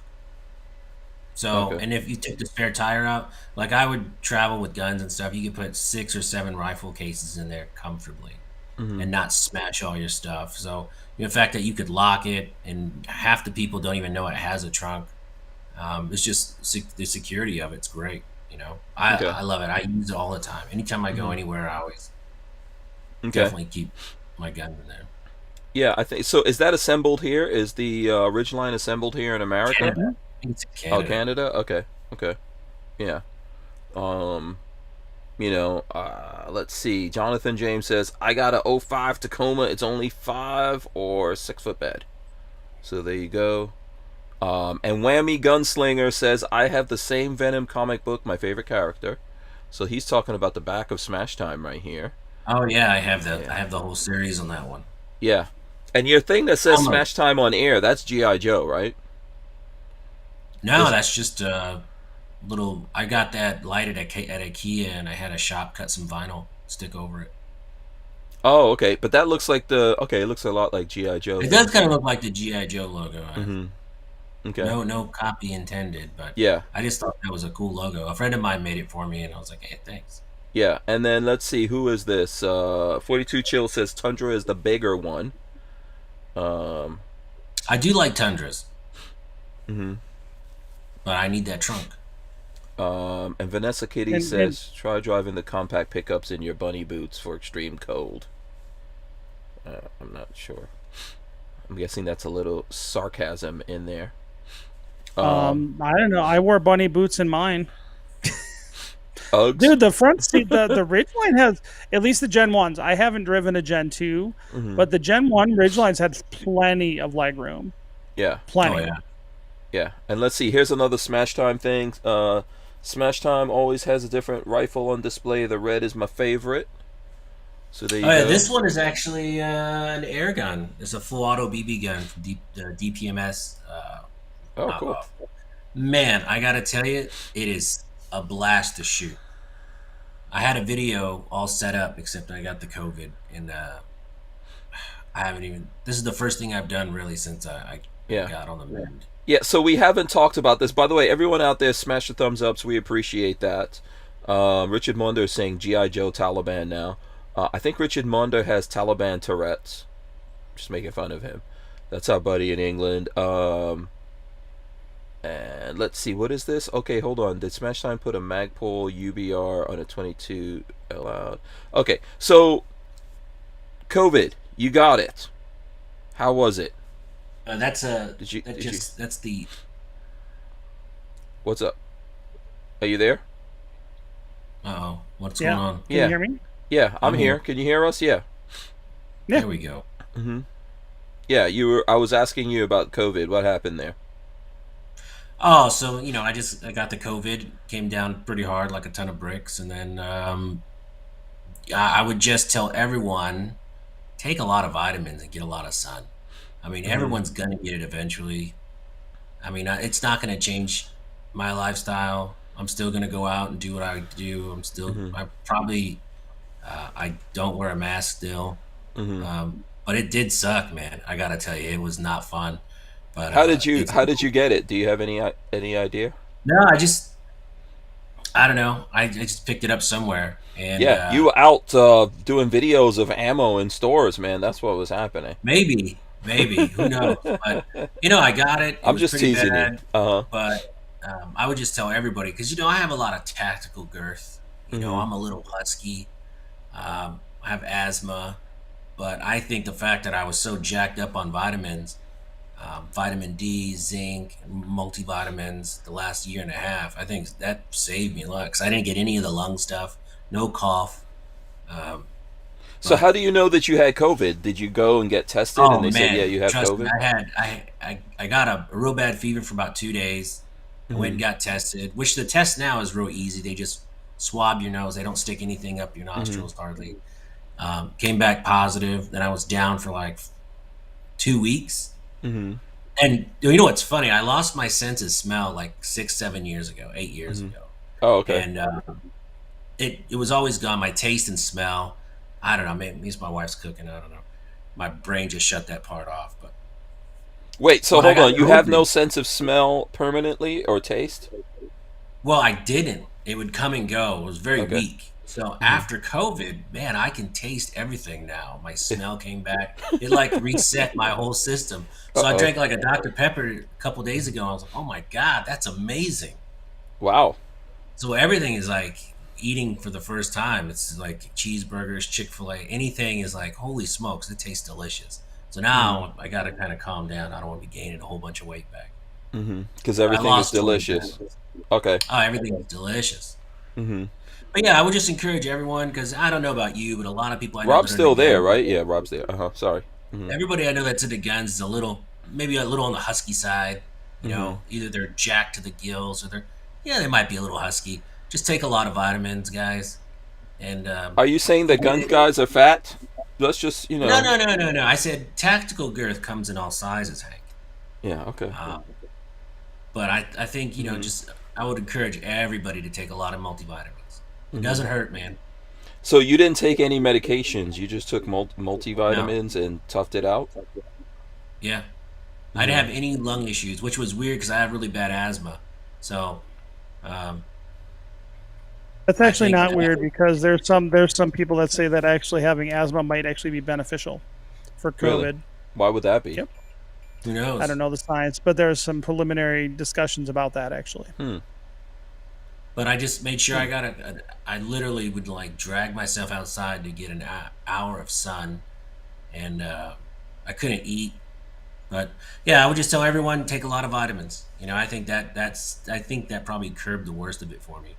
So, and I care about two-way people. So, a lot of vitamins. And if you don't like taking pills, there's a lot of chewables, which are delicious, by the way.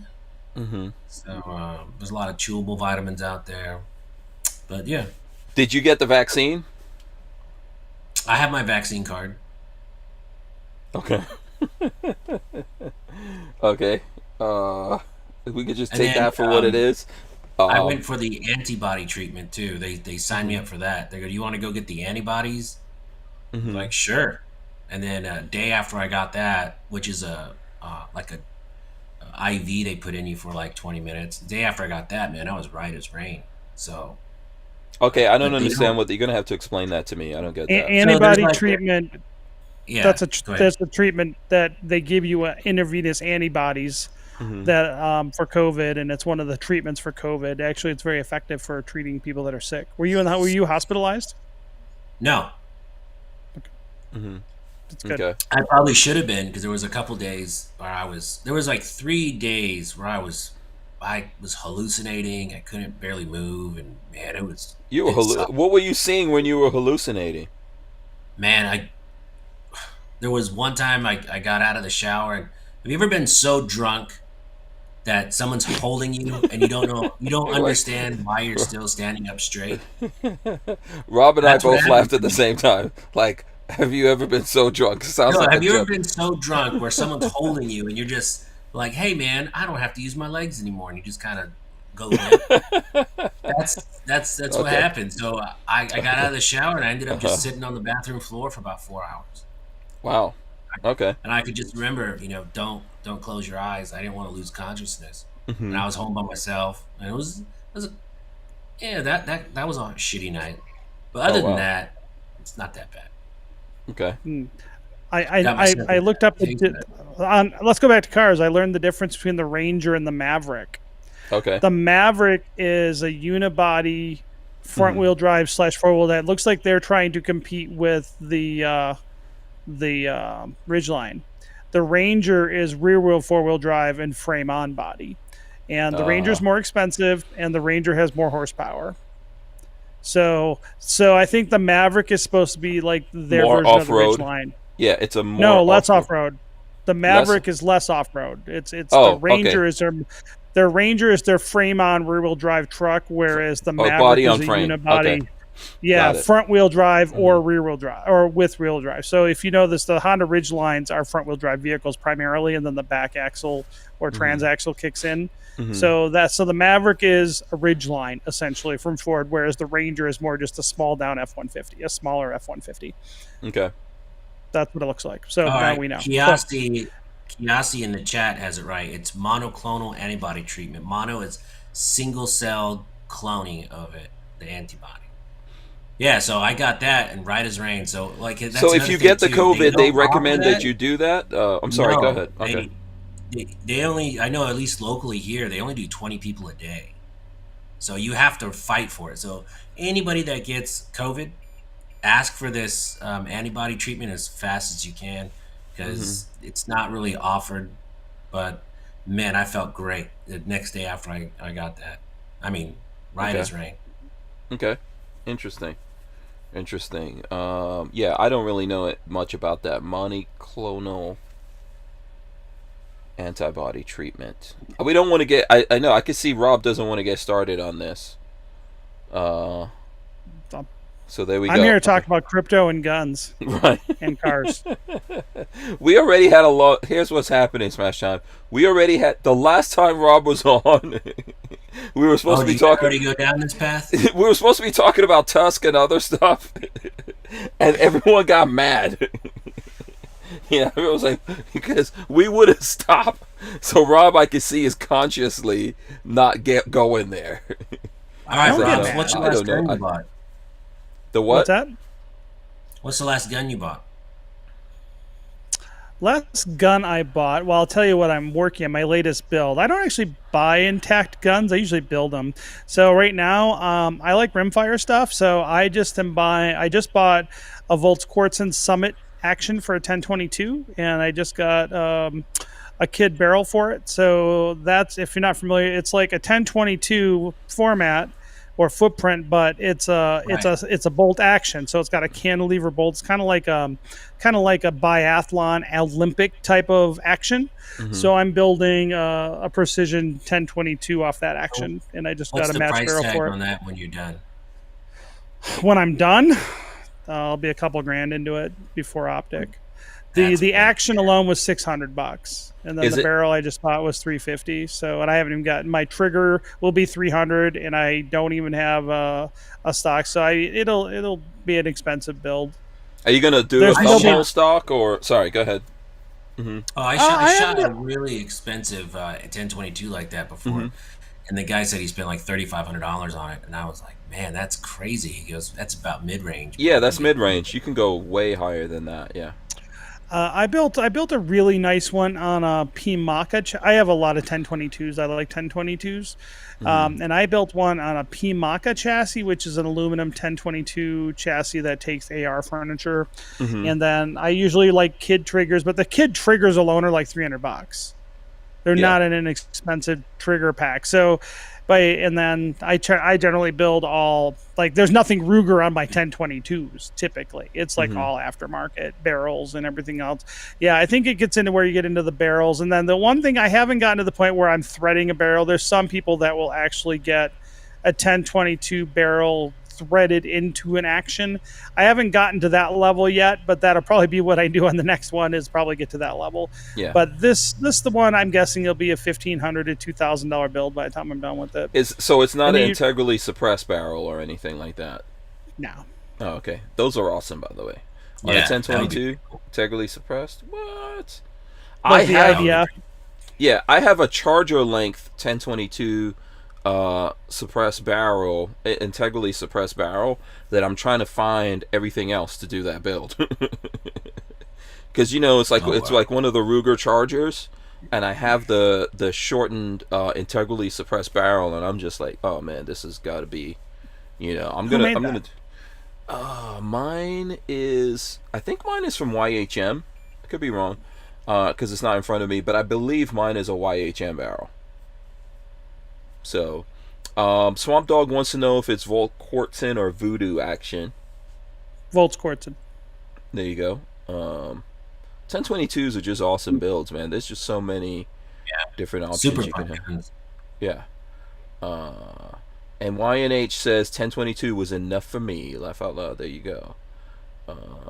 And he says, Kioski says, I bet he in the end, I bet he can shoot a gnat off a dog's balls at 100 yards. Well, Probably. I do okay. The barrel I bought, and I bought a heavy barrel for it. I wanted an all steel barrel because I got a bunch of aluminum match barrels, but I wanted to get a full steel heavy barrel Bull for the barrel? weight yeah. And so, but it comes. I mean, the Kid barrels. It's a Lothar barrel, and then they finish them off in Texas at Kid.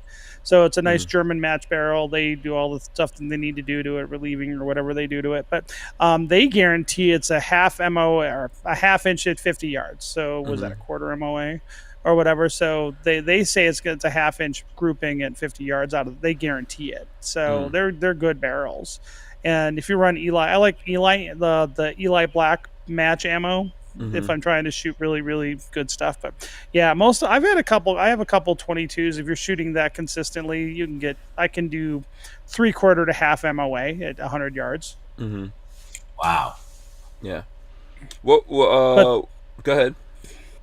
No, I was just saying the guns can outshoot me though. I am not a precision match shooter by any stretch, but the guns will do it. I won't always, but the guns will. Yeah. Go ahead, Smash Time. No, I was just gonna say, man, the shooting, unless you've shot a really high quality precision 1022, you don't appreciate it because they are. The one I was shooting had a carbon fiber barrel, super lightweight, really, really accurate, and it was a lot of fun. But long range shooting is a whole nother addiction too. I got into that a couple years ago. Oh man, that can get expensive quick. What kind of set do you still have? A long range setup? I had to sell it, but I had a Remington 700, the 5R in 308, and God, that was such a great. And then I had a Millet tactical scope. It was kind of a budget scope, but it saw better than I could shoot anyway. But man, that Remington 500, I mean the 700 and with the 5R, I couldn't shoot as good as that gun. Yeah. And then the whole setup was like under $2,000, but it was so much fun to shoot 600-700 yards all day long. It was great. Yeah. Yeah. So I want to build. I don't have the money today. I have to talk to Sugar Mama after Christmas or something. Maybe it'll be my build for next year. But I want to build a Rem 700 clone 308. Actually, I want to build it on long action, so 300 Win Mag, probably where I'll go. But I want to build it on a Surgeon scalpel action, which is a really, really fine action for Remington 700s. Okay. So that's kind of like the next place I would like to go, but that's going to be real expensive. There's nothing cheap about that build. So that gun would easily be a $4,000 gun before, by the time I do the barrel and the chassis, because those chassis aren't cheap either. That will probably be $4,000 build before optics. Okay. So Remington doesn't make rifles anymore, right? I mean, are they gone? Well, who wound up? Someone owns the Remington name. I forgot which company. Well, no, it's split between a few companies. The ammo is being made. No, PSA bought Remington's ammo business. So the Remington ammo is owned by JJE right now. PSA. I'm not sure that they got it. I don't think so. They didn't. I don't think they got the ammo business. I thought they got other stuff. I've been looking for another 700 5R for a while, and you can't touch them for under like $1,600-$1,700. and I bought mine for just about $1,000. I thought for sure PSA didn't. I thought they No. bid 65. I thought they got it. No, They no, bid no. 65 million for it. So at the end of the day, the Freedom Group got broken up and got sold to different pieces. But I do not believe that JJE got any of the ammo. They got some other companies in there. They didn't get the ammo name. No, they did. They got it. I'm looking it up right now. They did get it. According to PSA to buy, yeah. So the ammo business part, they said they got sold its ammo division to PSA. So it looks like that's where it went. Am I wrong? Who got Because the that's rights what to everybody make was it? talking about. I don't think that's how it wound up at the end of the day, but I could be mistaken. I know we've spoken about this here before, and I think the Remington name itself went to a Canadian company, but I don't know if they're like it went to a company that makes a lot of airsoft stuff, and they're the It's not ones that cool. own that. But the ammo side of it, I don't think that JJE got some other companies that I'm trying to remember, and then like Bushmaster is a separate company now. So September 28th, Remington Outdoors, the bankruptcy update. So here we go. Uh, So hold on, let me see. Sorry about this. Sturm Ruger and Company. Here, let me just show what I'm showing right now. Sturm Ruger Company got Marlin Firearms. Sierra Bullets bought Barnes Bullets. Franklin Armory, which bought the Bushmaster brand and related assets, but that's a separate company. So that doesn't belong. Sportsman's Warehouse purchased Tapco brands. JJE Capital Holdings, which bought the DPMS, Panther Arms, Storm Lake, AAC, H&R, and Parker H&R brands. and Parker brands. Yeah. So and so at the top of this article it talks about how Remington Arms this time the Remington Outdoor Company and all its assets was sold off, but the company didn't go to just one buyer. The largest part of Remington's business was sold to Vista Outdoors for over $81 million. Vista got Remington's ammunition plant in Arkansas and the rights to use the Remington name and trademarks. Investment company Roundhill Group, which is from Canada, I think, got the original everything plant. non-Marlin. Yeah. Okay, so they got pieces of what Remington owned, just not the ammo business. That's where. Yeah. Okay, so JGE got a lot though of it. Yeah. I mean, So, DPMS, okay, I thought- Panther, Storm Lake, AAC, H&R, and Parker brands. Yeah. Yeah. All right, I stand corrected because there's a lot of articles talking about JJE putting in the bid for 65 Well, million. initially I thought they initially that's the way it was going to go, and they were going to, but that's not how it wound up at the end. I think. Gotcha. Well, now we know. See, Yeah. I wonder, admit are I they screwed ever up. going to crank those machines back on and start churning out these rifles again, or is that just gone? We have to see. I mean, I don't think we're seeing any of this while we're in COVID mode, which is obviously going to continue for a couple of years here. I know that there are things coming out. So for example, Bushmaster, I don't have it here. We're going to do something on it soon. Bushmaster put out a 2-stage trigger. There's rumors that there's stuff coming out from Bushmaster. So I'm sure that all these companies have different things that they're going to do with those brands, and we're going to see some of those guns come out again. But exactly how, I'm not 100% sure, and I don't think they're talking about it. SHOT Show should be exciting. If it goes down, you guys think SHOT Show's actually going down? I mean, NRA obviously got canceled. No. That's something Smash Time I and I don't were think it's talking going to go about. down. You're I no? don't think it's going to go Well, down. there's another big show here in Houston called Breakbulk, which is about 4 times the size of NRA, and they're still pushing along with that, man. They said they're going to do vaccine verification at the door to go to that, but I'm pretty sure that's going to get canceled. Yeah, so I know with the NRA, one of the big things that they were saying that they canceled is because of COVID. Companies are pulling out because of the COVID thing. So right now, we're not hearing that about SHOT Show necessarily, but I am seeing things because I go to other shows in Vegas, and I'm seeing things where Vegas rules says for those kinds of shows that they want you to have either the COVID vaccine, and if not, they're going to be testing you constantly while you're there. You got to wear masks and do a whole bunch of other things. So I'm just wondering how long it is before even for SHOT Show, the companies come in and go, okay, that's it, we're not going to do that, and then SHOT Show starts pulling out. Or SHOT Show last year waited until the last minute to cancel. Oh, Yeah. really? Yeah.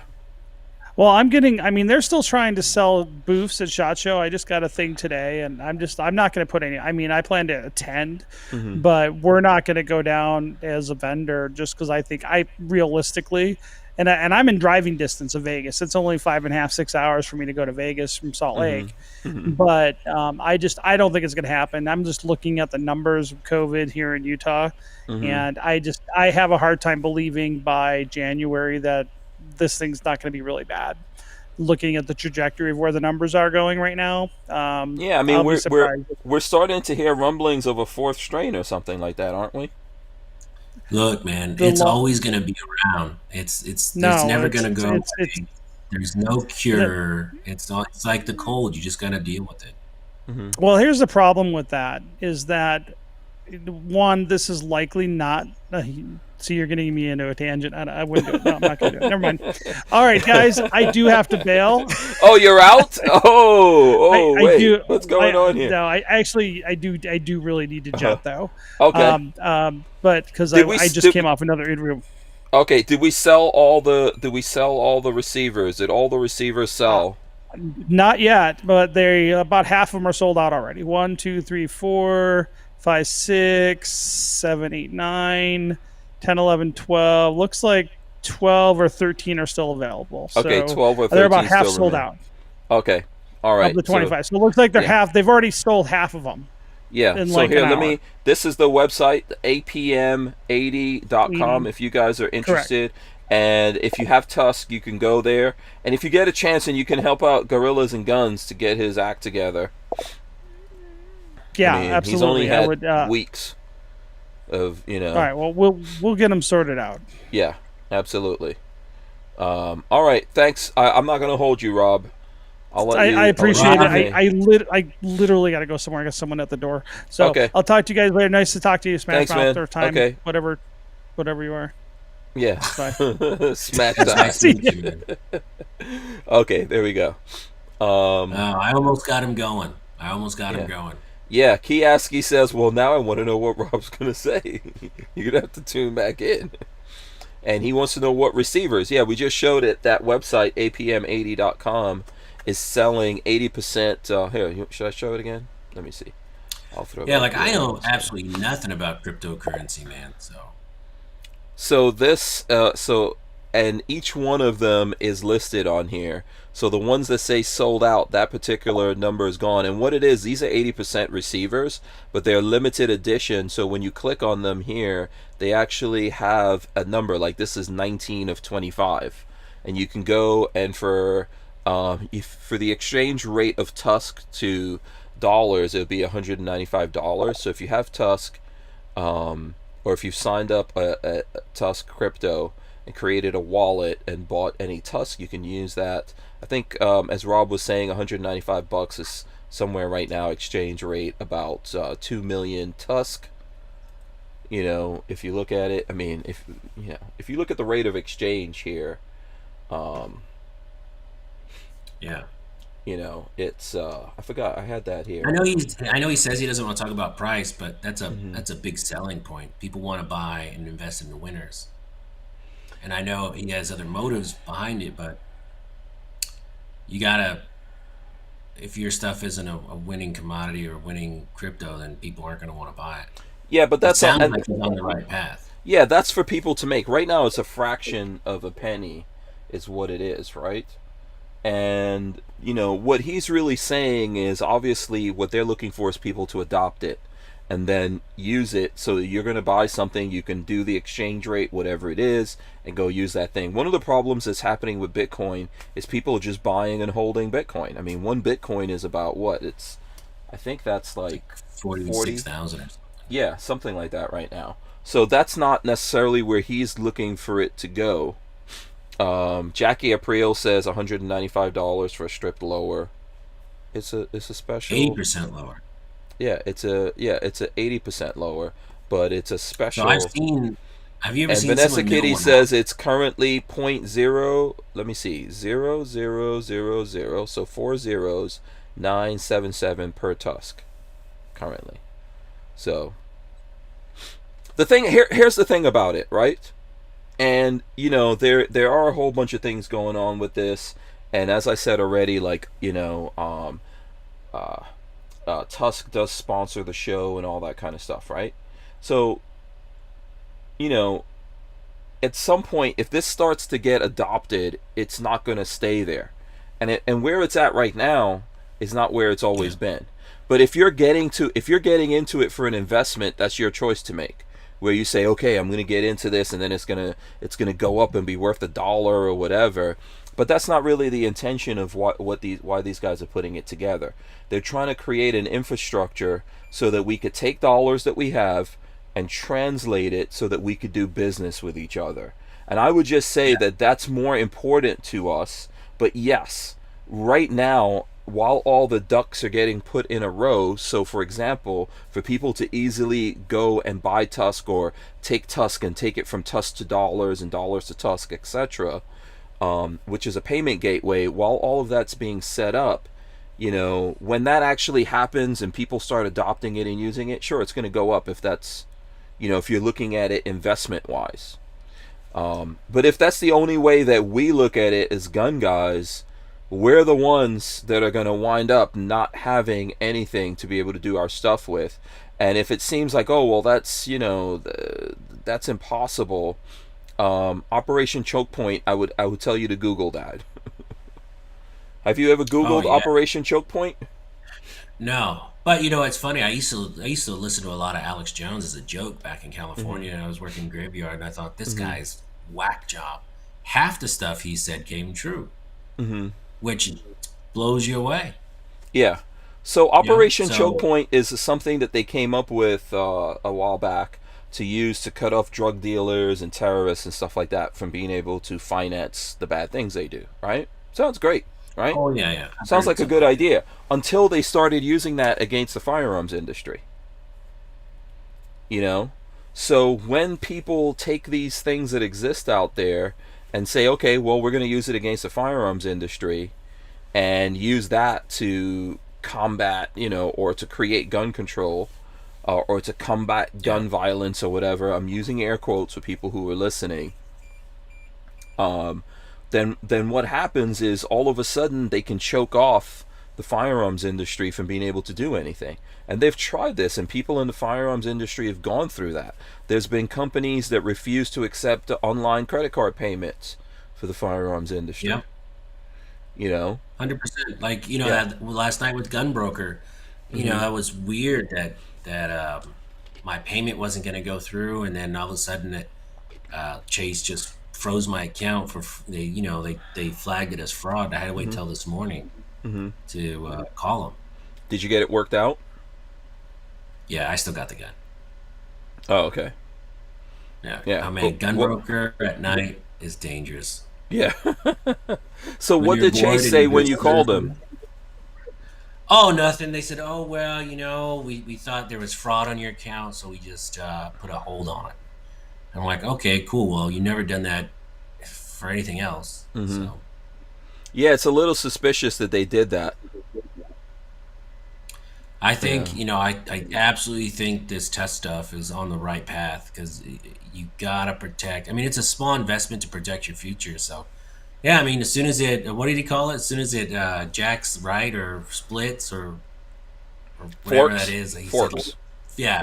As soon as it stops forking, I'm gonna probably buy a couple $100 just to have it. Yeah. Yeah. And again, I remember my friends telling me about Bitcoin years ago, and it was like $600 for fake money. I'm like, that's crazy. Who would do that? I should have bought. At the time, it was like $600. I was like, damn. Shoulda, woulda, coulda. Yeah, I mean, do you understand the whole decentralized concept? Yeah. Or the idea? So how do you see it? If I could put you on the spot here for a sec. All right, decentralized, I mean, you don't want all your eggs in one basket. So you got to have different forms of currency, right? Well, or what it is, so for example, voting, right? This is something that we all recently have had a lot of trepidation about the voting process, because the voting process is in the hands of individual states, and even inside of states, in individual counties have board of elections, and everyone's deciding this is how we're going to do it, blah blah blah. It gets complicated. No one believes in the process anymore. And that's because the government, from the federal government all the way down to the local municipalities, are controlling voting, right? Therefore, it's now open to a lot of fraud, tampering, etc. We don't have any kind of faith in it. So decentralizing voting would be a similar thing to like how Bitcoin is decentralizing banking. So banking, credit cards, all that kind of stuff is government controlled.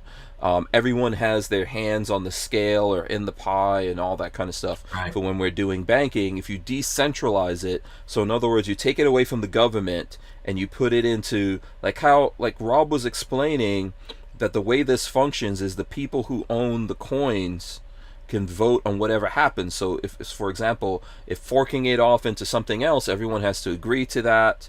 But other than that, it's a more democratic thing where people aren't looking at what you look like, what your politics are, and all that when they do stuff. And really, we need something like that for voting, for banking. We need those kinds of things that are decentralized, taken away from the government, or corporations, for example, right?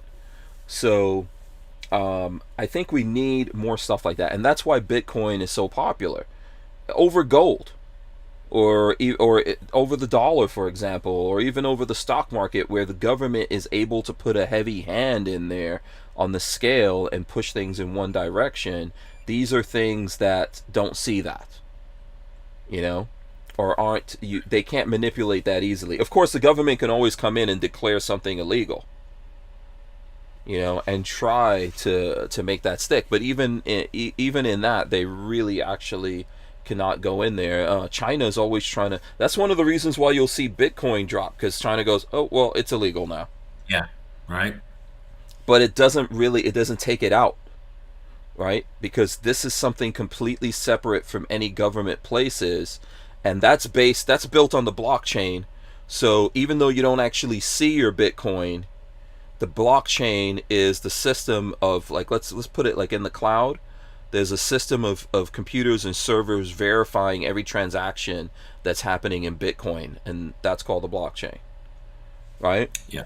So that can be used to decentralize a lot of things. So when Rob was talking about there's mines, and that's like a Facebook or a Twitter kind of thing, or there's Odyssey TV that's like YouTube, and all those kinds of things are on the blockchain.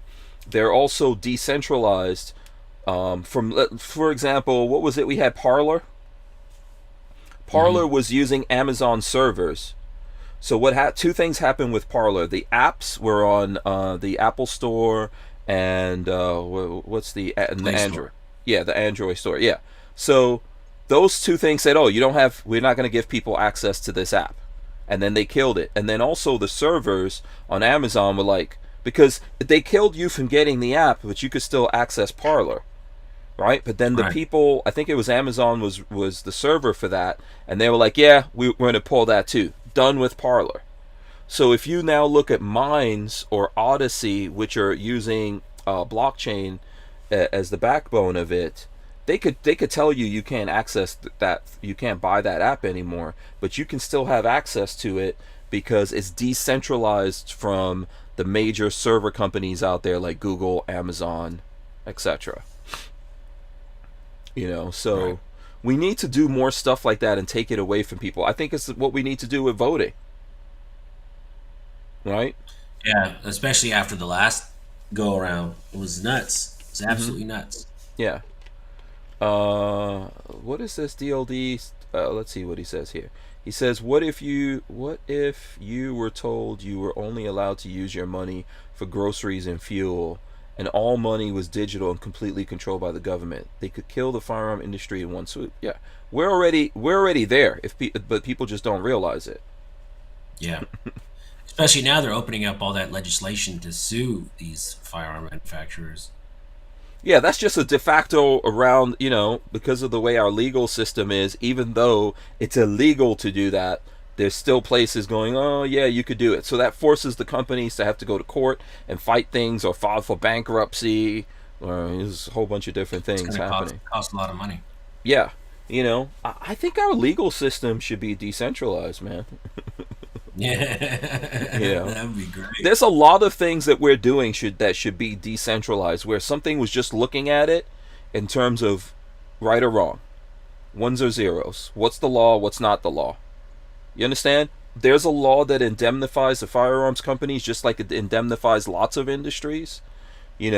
Not it does if the firearms industry, if let's say a company deliberately makes a bad gun that they know are hurting people, because they're firing when they're not supposed to or just exploding or whatever, they're not indemnified from that. They can get sued for that, and it happens. But the idea that you could sue a company because someone used a gun, that's insanity. And guess what would happen if let's take it past what it would do to the industry. If they allowed that, they're still going to allow cops to have guns, right? So, but if they allow the companies to be sued, what are they going to say? That if a cop uses the gun, they can't be sued? I mean, it's a crazy path to go down. It's like someone uses a Ford in order to commit a crime, and then someone could go sue them because they used a Ford. So C6 LEDs says we're living in the Matrix. Yeah, that's my buddy Mike. Love that guy. Yeah. So we need to separate from these kinds of things for people to really be free of the government, and the government always being able to manipulate, I think, what's going on. Well, I mean, just the government, if they wanted to, could just shut us all down immediately. That's why you got all these YouTubers trying to make a living off YouTube when, with the click of a button, you're gone, your history. Mm-hmm. I think YouTube should be kind of strictly a hobby, because if you try and rely on it as your income, mm-hmm. you make one bad video, or you say something that some guy in India that's looking at your video doesn't like, and you're gone, man. I think so, but if you look at the big YouTubers like what's the name of the guy that got in trouble for putting the video of the suicide forest, for example? Jake Paul. If you look at those guys, they try to shut him down. The YouTube, because those guys are diversified in what they do on YouTube, so YouTube pulled monetization from them, but that didn't really shut them down. Those guys are selling. They were already at that size, though. Yeah, but they're selling T-shirts and doing other things. So I agree with what you're saying, but the thing is that if you diversify what you're doing, the folks out there that are following you are real people. The question is, do you have access to them if YouTube takes it away? And that's why a lot of us are spending time like building our email lists and having real life relationships with these folks out there, because if you have that, you could still do things. So YouTube could take that away from you, but you still have an ability to access the folks who support you and therefore keep moving. That's what happened to Alex Jones. They shut him down on all platforms. Alex Jones is still out there. We're all still supporting him. Yeah, I mean, I kind of miss that crazy guy. Mm-hmm. He was great. He was hilarious, man. I used to really dig his tangents. But yeah, like I made it a point to like, I do my meet and greets every like 2 months. I'll do a meet and greet where I'll physically meet with a whole bunch of subscribers, and that's cool. And then I do like my 10,000 subscriber giveaway, and I got everybody's email list for that. I mean, I got tons and tons and tons of emails. And I'm thinking about compiling that and start doing like a once a month email blast. Just, hey, I'm here. This is what we're going to do. But I think that's what you should absolutely do, man. I think that's what we should all be doing. That's where we can have some kind of ownership over our audience. And that's what 100%. YouTube can't take away. And one day YouTube will be passé, man. Like freaking what was it? MySpace? I don't think they realize that. They can lose it. Because here's the reason why they don't actually kick off Jake Paul or any of the Paul brothers, or there's a whole ton of them now, right? Because that guy probably has somewhere between 20 and 30 million followers. Let's just talk about if they have 10 million email connections, right? Hardline connections to the people who follow them. Anywhere they go, that's instantly 10 million people. So just think about this. Trump, when he was deplatformed everywhere, on Twitter alone was about to break the records and go over 100 million people following him on Twitter. Yeah. That's why I joined Twitter. Think about it. Yeah, just think about that. Trump, let's say he only had half of those people, 50 million people, Trump can email those people tomorrow. Dude, he could go anywhere, start anything. And he could say to those people, hey, guess what, 50 million people, I'm on so-and-so. If only 10 million of them responded, that thing's off and running. Yeah, 100%. Yeah. So, this is where we can have ownership. Now, can they take away the emails from us? I guess. But it's up to, if we keep giving them that ability, then that's the thing. We have to figure out ways of taking the ability for them to shut that off, because I think they could shut off the emails. I think Kioski, let's see what he's saying. He says, and once you get emails, what can you do with them? ? Can you go to sponsors and be like, I have this many people listening or following me, and monetize it without selling the email addresses? Yep, I think that's up to you. Yeah, that's the thing too. It's like I've noticed a lot of new YouTubers not putting the work in and still wanting, they think it's a quick, easy way to make money. YouTube, it's not. They're like, personally, I think if you try and make your living off YouTube, you're crazy. Well, you got to put 4 or 5 years into it, and then you can, make something out of it. But you have all these guys that are doing it like 3, 4, 5 months. And they're like, oh man, YouTube is blocking me, and that's why my content's not out there. No, for the most part, a lot of their content is crap. Yeah, they don't want to put the work in to get to that level. I mean, how long have you been doing this, Hank? I've been doing this almost 9 years. Exactly. Yeah. And you look at Hickok and you look at all these other big channels, they put their work in, But I think that's with anything, right? Don't you my think channel that's with was kind of a fluke. I got on this ammo kick and it took off, and I got like 10,000 subs in a few months, which was cool. But I got a family. I'd rather play with my kids than make videos. Yeah. Look, I think it's with anything that anyone does for a living. You have to work hard. Now, you need to be intelligent, and you need to see trends and things like that. And just working hard alone is not going to bring it to you, or just being talented alone is not going to give it to you. But let's take it away from YouTube. And I know we're running a little late here, but the thing is, let's say you were selling lemonade. A lot of folks out there are like, oh, you little girl, you start selling lemonade. That's cute. That's never going to go anywhere. There are some people who have taken that thing from selling lemonade in front of their house and made it into having a whole lemonade company and all of that. But and it might look like an overnight success, but it's hard work of all these different rules. Yeah, and ultimately you have to build a customer base. Success. Like, Hank, people see you and they see your success.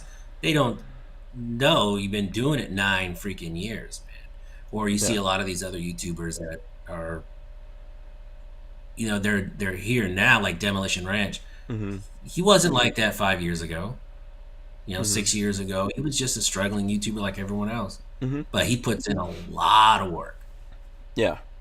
To be successful, it takes a lot of work. It's not easy. It's not 100%. Just talent alone. It's not just luck. It is talent, luck, hard work, timing, persistence. No, it's dedication at times. So take my channel, for instance. When I first started, I blew up pretty quick, but then I wasn't working a real job. And my kids were super busy with school. So I had a lot of time to spend. And you can tell, if you stop making videos every week, the algorithm kind of kicks you out of the loop. If you're not doing 5-6 videos a week, you lose favor. And it came to point for me where I'm like, man, I'd much rather just sit and draw pictures with my son and spend time with my daughter. So I went from 5-6 videos a week to like maybe 2. Okay. But I mean, I'll probably get back in. I got so much stuff to review, so much good stuff. I got this Kimber 1911 to bash because it's a piece of trash. Um, Mm-hmm. Got a Yeah. lot of stuff to do. C6 is giving me some kudos. He says, Hank, you're amazing. Your wisdom gives me hope, man. Dude, that's one of the sharpest guys. If you're relying on my wisdom, you're in big trouble. Lola's out there like, oh, this poor guy. Don't rely on my wisdom. But No, I it's, appreciate it. I take think, it. I appreciate it. yeah, like when I see your live chats, I don't understand why you don't have 10 times the people watching. It's a great show. YouTube physically has put barriers in front of this show. That's why. Yeah. They've done the same thing with my main channel. I have 117,000 subscribers. That's not the biggest in the world, but I mean, when I had 20,000 subscribers, I got more views than I have with 117,000 subscribers because they've deliberately put blocks in front of what I do as a gun guy, and they've identified me. Newer gun guys can actually do better because YouTube hasn't identified them yet. The same thing with this podcast. With this podcast, even before, I don't think we have like 8,000 subscribers here even, but when we had about 1,000 or 2,000, we would just do big numbers comparatively, but then they put these blocks in. Now, I have a separate channel that I do car stuff on, and that has no blocks in the way. Yeah. And if you look there, you'll see, I think I just hit 7,000 subscribers, but there's videos on there that will do 250,000 views, or 100,000 views, or 50,000 views. So they physically put blocks in the way, and like you were saying, in order for me to survive, it's a lot of other things going on that allows me to survive doing what I'm doing. But all that came through hard work, years of hard work. Yeah, and hard work still now, all the time. Yeah, it's run into so many new YouTubers now that just think it's going to be, you know, next week. You know, I'm going to reach out and I'm going to make a deal with SIG. I'm like, okay, keep dreaming. Yeah. Joe Sue says, look at Power Automate and use that to blast an email notification when you go live. We'll look into that. That's a good idea. Yeah, I'll look that up and see. We do have an email list, and this is why I keep telling I just folks. thought having Flying Rich on here all the time was the big YouTube block. Oh, probably. That's probably what's holding me back now. I'm just kidding. Listen, I love that guy. One of the ways that we survive is we kind of have like a circle of people that we do stuff with. There's folks who come in and watch this show no matter what. They're always here tuning in, looking at it, and keeping everything going. And there's a bunch of people who come on and who look at it, who comment like you always do. Even when you're not on, you're in here and you're talking to the folks and all of that. And ultimately, they can't stop us. Like, what we're doing is the now and the future. They can only stop us by discouraging us and getting us to give up.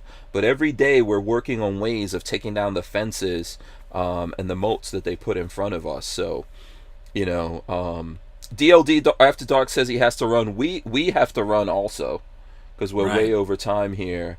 You know, but let me get you to tell the folks out there how you can how they can support you, where they can find you, all that kind of stuff. You know, I started out my channel doing just ammo runs, having a good time, connecting with viewers. I love hanging out with subscribers. It's a blast for me. You can find me at Smash Time.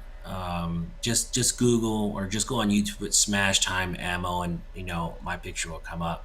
It'd be great if you subscribe to my channel. You can always unsubscribe if you don't like it, but I literally have 30 reviews in the books just written down. I didn't have time to do it. The next week or two, I'm just gonna churn them out because I got so much stuff to go over. Yeah. And listen, man, you're just coming off of COVID and stuff like that. You know, it's nothing wrong with you taking a little break and recharging your batteries. Do what you could do. Hank, the residual from COVID is just, I'm exhausted, man. Even just driving to the grocery store, opening a bottle of pop, man. It's that's the only thing I have residual. And they said that's gonna last maybe a couple more weeks, but hey, take your vitamins, folks. Everyone take your vitamins. If you're husky and you don't have the best diet in the world, make up for it. Get your 6 hours, take your vitamins. Because I still don't wear a mask. I still shake everyone's hand, but man, Yeah. if you get it, you might as well use all the ammunition you can to fight it. Yeah, man. Just listen. Just keep kicking ass, man. You'll get back in your momentum. Armament and Axes is asking me to give a shout out to the mods. He says, okay, shout out to the mods and all the folks out there. Appreciate all you guys. I like that guy. Everyone who's out there. So listen, we're gonna do this. I'm gonna run in the end. You're gonna come. We're gonna come back, and you're gonna leave these guys with some words of wisdom. But I would say keep doing what you do, man. I really like you. You're a very positive person. I think you're very encouraging and motivational to everyone. And I hope you keep doing this. You just gotta just keep pushing back on that resistance until you get back to your normal selves, and then you'll be out there kicking asses all over again. I'm gonna run in the end. Big thanks to Harry's Holsters for supporting the show. You can go to harrysholsters.com and use the code HankStrange and you save yourself some money. Tell them you found out about this from us. Alright, let me run the end in. We'll be right back with some words of wisdom. Alright guys, thanks so much for watching. Make sure you smash the thumbs up, ring the bell, all that kind of good stuff. We're going to rip the audio out of this and put it up on iTunes and all your favorite places to listen to audio podcasts, so you can listen to us in your car, wherever you go. That side of this, the audio podcast side of this, is ever growing, man, and it's an awesome, amazing thing. And I really do appreciate all the people around the world and here in America that are looking and listening to this. Shout out to all your folks out there, like C6L LEDs is out there. Let's see, who is this? Absolute Misty says, hey Smash, good to see you. 2A Carrier says, Hank, help out with the 2A movement. There you go. Richard Mondo says thanks. So thanks to all those people. What's your words of wisdom, man? My words of wisdom is this. We're 2A people, but a lot of us are not social. So the next time you see someone struggling or someone that kind of wants to start shooting, take them on your dollar, take them to the range, get them active in the shooting, because everyone we get new is another vote we have for our cause. So step out of your comfort zone. When you see somebody, introduce yourself. Hey, you want to shoot? Let's go shoot some guns. And then get them interested in the sport. Just have fun. Absolutely. Totally agree with that. Thanks so much, Smash Time. We'll have him on here again. We'll keep track of him, man. We're not going to let him slow down here. You got to get into gear, man. Start kicking more butts. All right? Okay, Yeah. we're out of here. We'll see you guys tomorrow. We're out. Peace. All right.